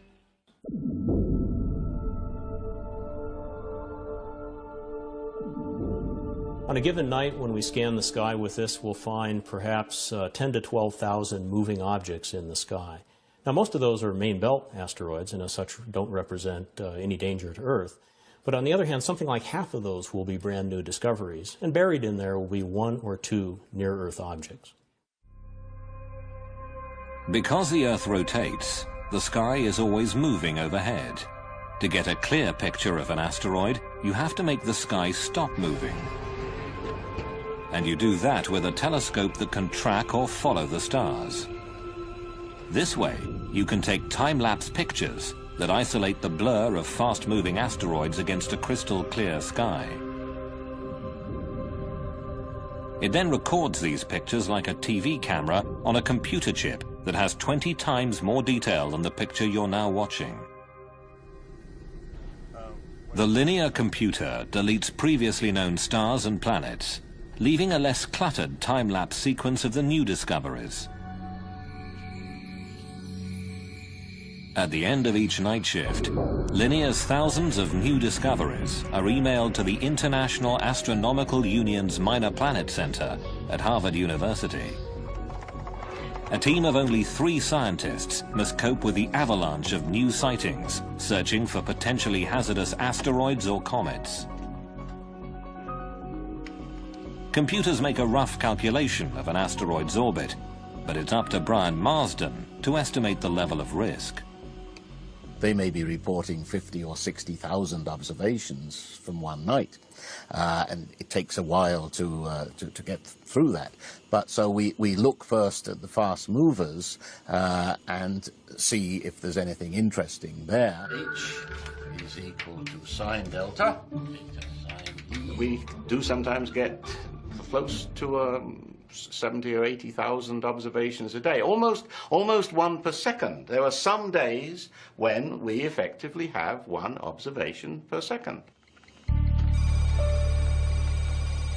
Even with fast computers, Marsden's team can make only a preliminary calculation of each asteroid's orbit. 5 shots in one night cover only a tiny segment of an asteroid's orbital path.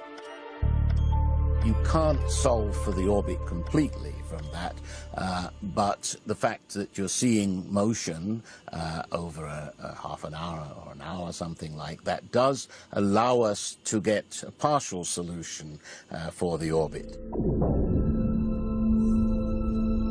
Refining the orbit gets complicated. When 2002 MN shot past, its trajectory was warped by Earth gravity, and scientists at NASA's Jet Propulsion Laboratory in Pasadena, California, had to add that to their calculations. Here's an animation I put together of the asteroid last year, which was discovered after it passed by the Earth. An elite team of mathematicians and celestial mechanics is now working full-time on a computerized warning system. Our orbit animation, you can see how when it returns out to the asteroid belt, the close approach to the Earth has changed its orbit, and it's no longer returning to the same place it started. Because 2002 MN will circle around the Sun and come past us again, the NASA Orbital Mechanics team will have to adjust the calculation in order to know whether it will ever pose a danger to Earth at some point in the future. So here we've zoomed in on the Earth-Moon system and we're looking down. You can see how close it came to the Earth. It went over the top. And how you can actually even see the bend in the trajectory. So it's a great example of how a close approach to the Earth, or in fact any planet, can be used to, or can significantly change in orbit.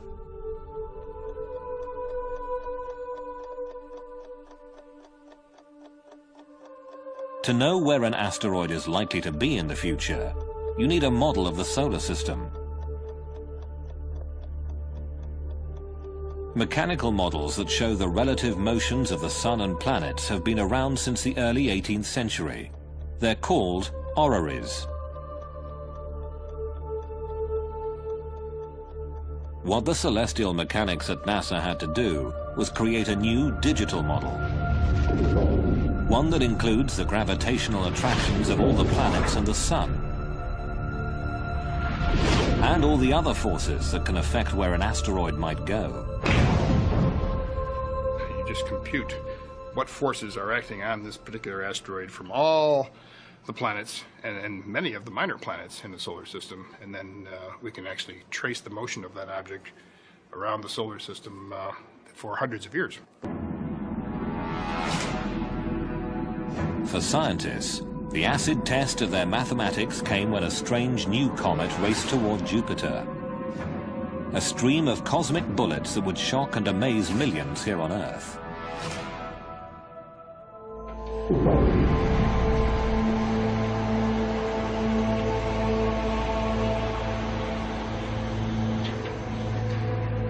In the spring of 1993, the eyes of the world turned almost in unison towards a doomsday rock like no other. From the far side of the solar system, it flew in a death spiral toward the largest planet. Gene Schumacher, his wife Carolyn, and their colleague David Levy had discovered an odd-looking streak of light that turned out to be a fractured comet. 21 large chunks of icy rock and cosmic dust heading towards Jupiter. We knew we had something very unusual. It was so unusual we were a little unsure just what we were dealing with. NASA asked Paul Chodas and his team to calculate the orbit and predict whether this new comet would actually hit Jupiter.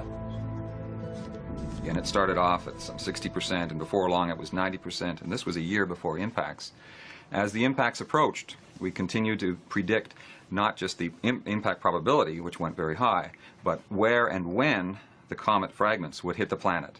And it was a prediction months in advance, and as we got closer and closer to the impacts, I kept wondering, well, is the math right? Will this actually happen the way it was predicted? A giant comet is on a collision course with Jupiter. Everybody on Earth who was paying any attention wanted to see if the comet would actually hit Jupiter. We have liftoff of the Space Shuttle Endeavour on an ambitious mission to service the Hubble Space Telescope. NASA's Hubble Space Telescope set its sights on the planet, and the pictures of what happened next were truly stunning. Right there! Get it!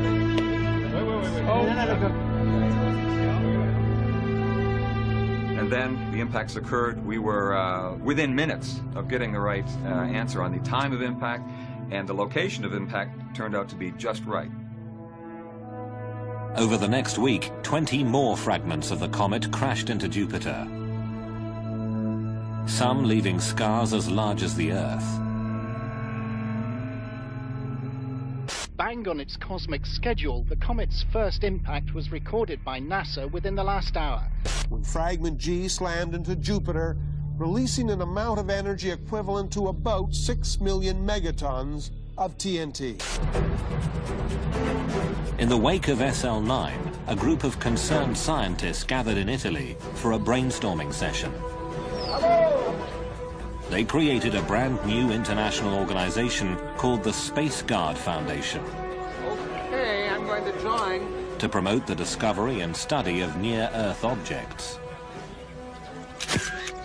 Some people imagine that there are lots of astronomers out there scanning the sky looking for incoming comets and asteroids, and that, of course, is not true. In fact, until recently, there was hardly anyone out there looking. It's going to glow for about a half an hour and set everything on fire around you. But whose job is it to defend planet Earth? Weapons scientists from the United States and Russia had already held a series of meetings and came up with their own ideas about how to deal with the impact threat. You blow off some material, you get a reaction in this perpendicular direction. The military establishment under Star Wars had created a whole lot of devices, or at least concepts, for weapons in space and devices in space. And in the early 90s, when the Star Wars program was looking a little bit iffy, I think there was some motivation for them to try to apply their technology to this newly discovered hazard from asteroids and comets. The military approach to the problem proved to be controversial. The notion of sending nuclear weapons into space generated an immediate backlash. Edward Teller was proposing that we blow up an asteroid to show that we could protect the Earth. And I thought that was a pretty crazy idea. Blowing up an asteroid with a big bomb has a lot of problems associated with it, violating treaties, taking a single asteroid and making a swarm of smaller asteroids. It seemed like it was more interest in bombs than it was a serious interest in defending the planet. For NASA, on the other hand, NASA obviously is the natural agency to discover the threat and the objects, but they say no, planetary defense, that's a military obligation and not an obligation of NASA. Not NASA, not the military. Just when it seemed planetary defense was nobody's job, a tiny speck in the sky would set off doomsday alarms around the world.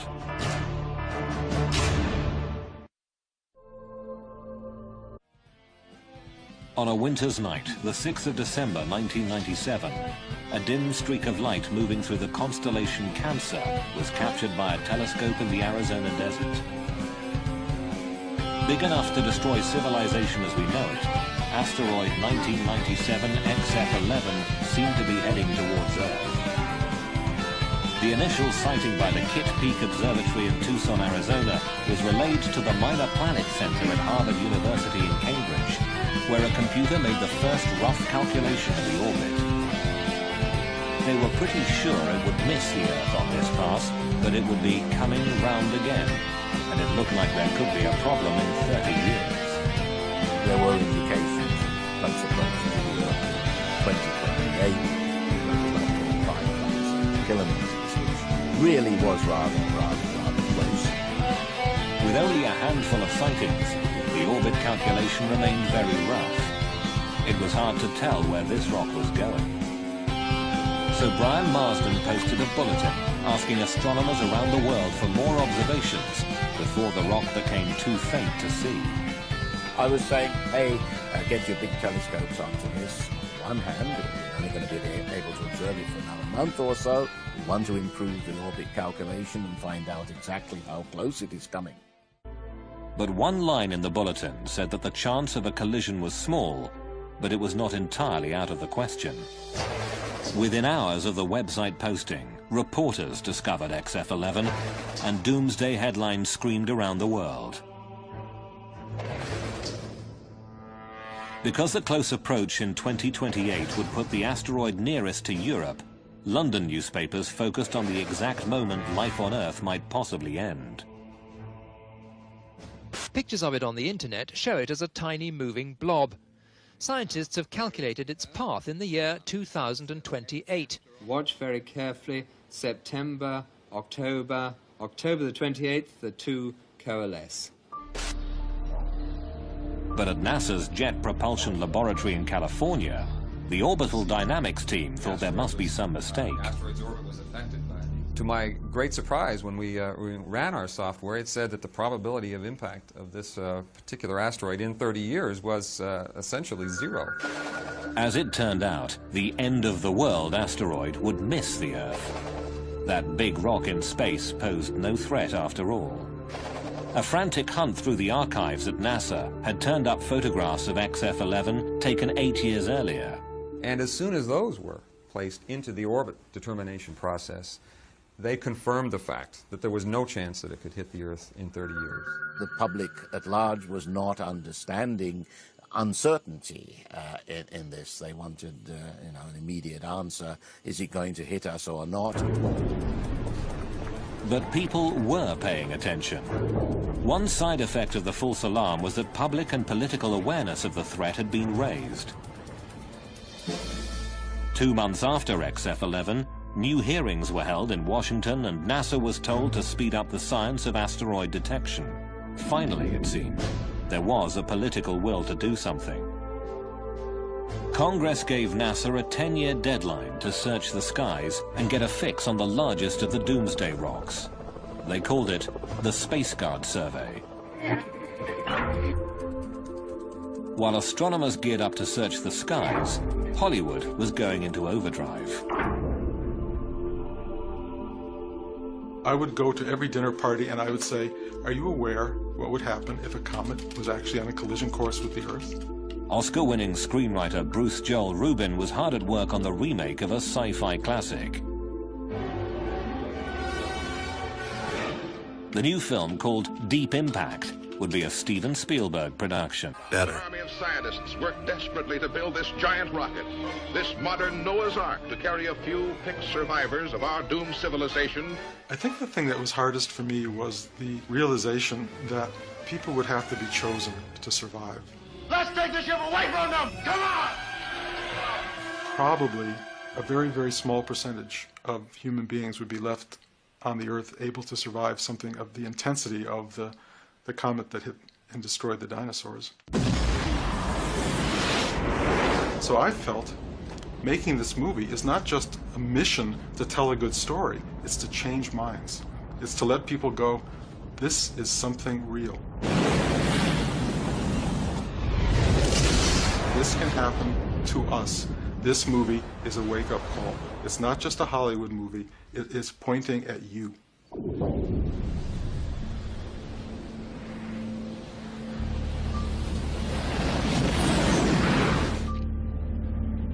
As Hollywood released Deep Impact, telling the world in no uncertain terms that cosmic collisions were no longer just a cosmic joke, real-life professional asteroid hunters were making movies of their own.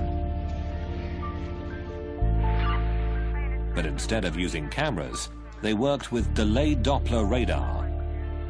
Take the same technology behind a police radar system, jump the power to 400,000 watts, and you've got NASA's Deep Space Network, with huge multi-dish systems, like the Goldstone tracking station in California's Mojave Desert. This is the main room of the pedestal of DSS-14. The first time radar astronomer Stephen Ostro bounced a signal off a rock in space, a wobbling blot of pixelated data bounced back. What looks like digital gibberish spoke volumes to Steve Ostro. Radar really does three things at once. One, it works at long wavelengths, so you're sensitive to structure on large scales and metal concentration. The other is you can make pictures. And you can't do this from the ground in any other way. You make pictures of objects, and then we take a sequence of pictures, and we go through a computational process to produce the 3D models. That's the second thing. The third thing is that it makes very precise measurements of distance and speed.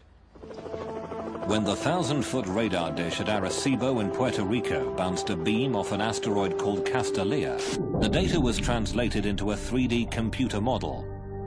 The very first radar movie showed how Castalia spins and revealed that it was actually two massive chunks of rock held together by weak gravity. Every time they made the trip to Goldstone for a new radar target, Ostro and his team were like kids reaching into a box of chocolates. They never really knew just what they would find. Asteroid Cleopatra, shaped like a dog bone, was roughly the same size as the state of New Jersey and was made almost entirely of metal. Echoes from asteroid Tutatis produced images of a rocky, cratered surface and a wobbling, tumbling spin. Every single one of these objects that we've made a shape model of is very different. This is Tutatis. From a telescopic smudge of light to a 3D shape model, radar gave them physical details and the first clear idea of what asteroids are really like. In the year 2000, the radar movie crew developed a dark and mysterious new image, asteroid 1950 DA, a big rock that gave everybody a bit of a shock. Once we got the radar data, we began the normal process of just seeing how far in the future we could predict this thing before the uncertainties in the orbit blur out. And in this case, we could go over 880 years into the future. And what was startling about that case was the impact probability turned out to be non-zero. Non-zero means there is a chance this rock could hit us. On March the 16th, in the year 2880, 1950 DA will cross the Earth's orbit. Will it hit us? The odds? 1 in 300. If 1950 DA does hit the Earth, the most likely point of impact would be at sea. Of all the big asteroids discovered thus far, this is the most dangerous one we know. Eric Asfaug and Stephen Ward have created a computer model of the impact. Yeah, it's kind of funny how this started. It was with the movie Deep Impact, and I was getting phone calls. Lots of people were getting phone calls about the movie, whether it was accurate, the big cresting tsunami coming across. The concept here is that this asteroid, which is about 1 kilometer across, will hit the ocean at 17,000 miles per hour, and it'll blow a hole in the ocean about 19 kilometers across and all the way to the bottom. And so when this huge hole of water gets blown into the ocean, the water will run back in again, and it overshoots and it collapses and overshoots many, many times, and each time it pumps out a wave. So it starts out hundreds of meters high, comes ashore on the coast of North America at about 50, 60 meters. Up toward Canada, Grand Banks, it's about 40 meters. 20 meters here in the coast of South America, and about 15, 20 meters all the way over to Europe. These waves would run inland about 4 kilometers. So pretty much everything within 4 kilometers from the beach would be covered up repeatedly. And so we'd pretty much be wiped away like you're scrubbing the floor. You know, just scrub like this, and it's pretty much we'd all be carried back out. In February 2001, a NASA spacecraft called Near Schumacher made the first ever landing on a chunky, pockmarked rock named after the Greek god of love.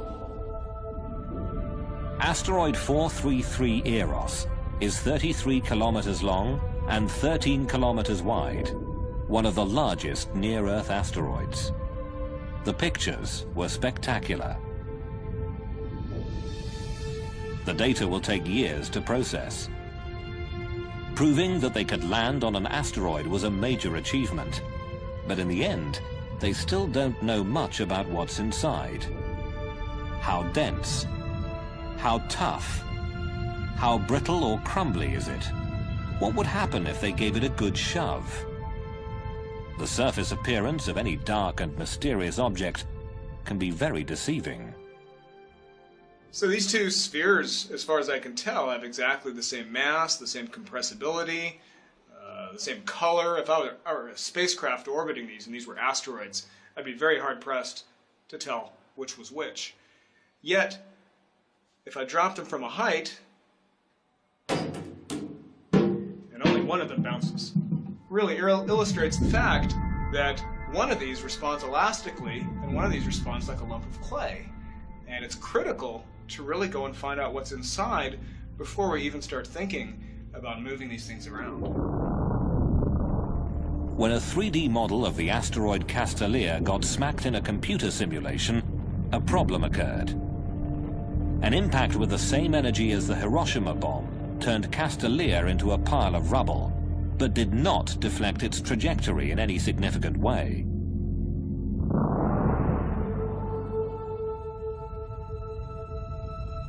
But there are other ways to apply force to deflecting an incoming asteroid.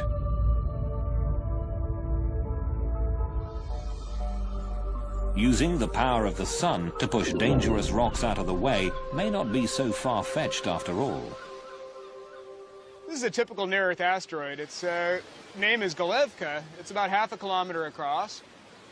It's a hazardous asteroid. Its most likely fate is going to be to strike the Earth someday, thousands of years from now. Modern-day researchers like Eric Asfaug say the idea of a giant orbital magnifying glass to burn space rocks could work.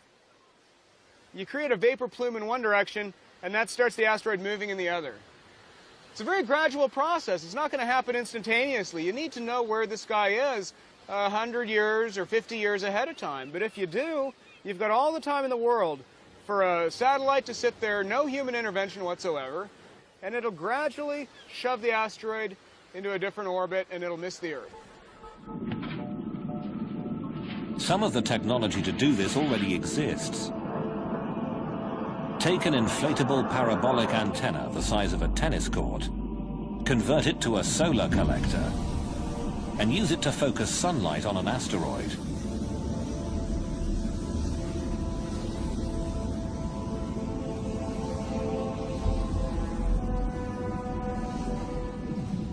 The Russians have built and are testing a giant sail that captures the minute pressure of sunlight.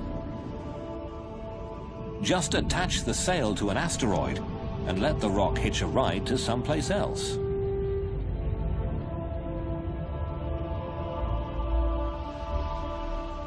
But using the sun to save the Earth means waiting for nature to do the work. If we don't see an asteroid until the last minute, solar power would be too little, too late. A nuclear electric plasma engine could push an asteroid out of harm's way. The rocket technology at this NASA lab in Houston, Texas, could provide the power for a space tugboat. A group of astronauts and aerospace engineers is designing the B612 mission to prove that asteroid deflection can be done with existing technology.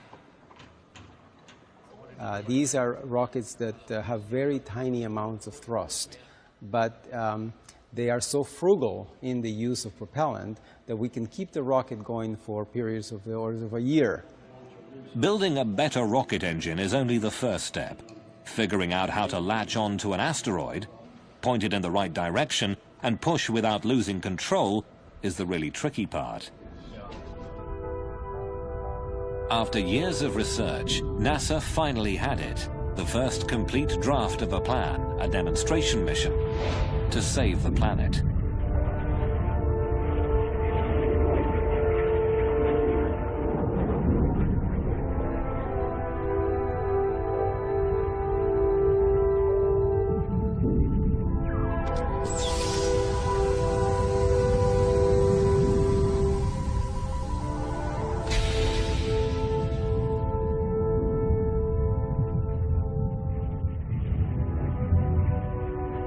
We can move the asteroid off the impact with the Earth 10 years later so that it misses the Earth, and not just miss it randomly, but miss it very precisely so that we don't simply pass on the problem to our grandchildren.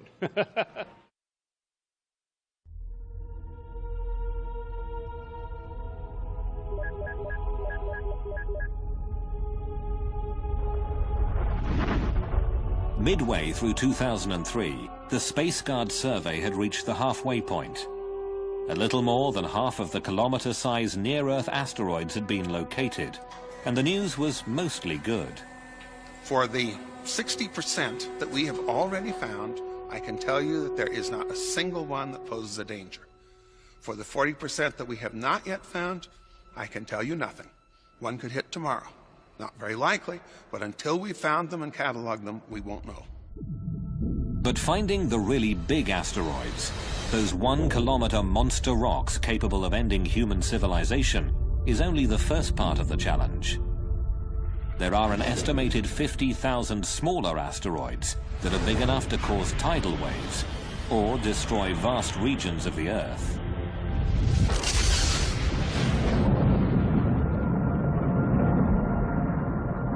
A 200-meter asteroid happens maybe once every 10,000 years, but that's like 600 megatons to 800 megatons exploding in one place.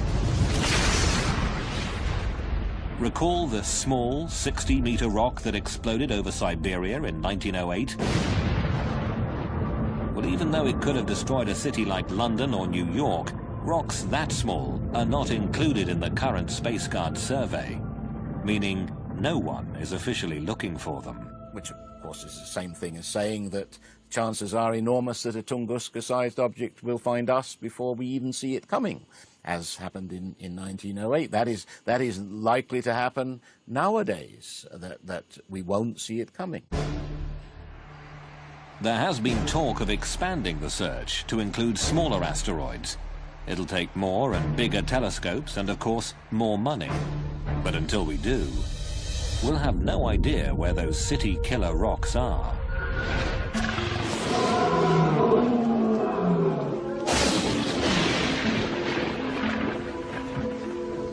Evolution on Earth has proceeded in part because every so often a global catastrophe comes along, pushes the reset button, and new things happen. It wiped out the dinosaurs 65 million years ago, and at the time, we mammals were just furry little creatures burrowing around in the ground, and an asteroid or a comet impact took out our principal competition.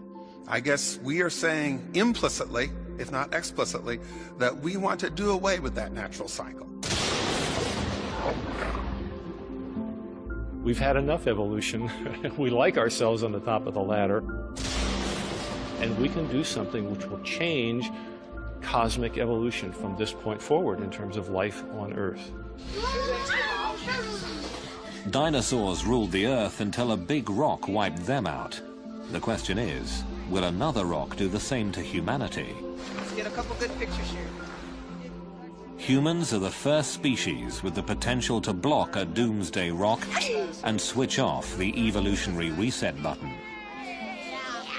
People very often say, look, you're just a doomsayer. You think that these awful things are going to happen.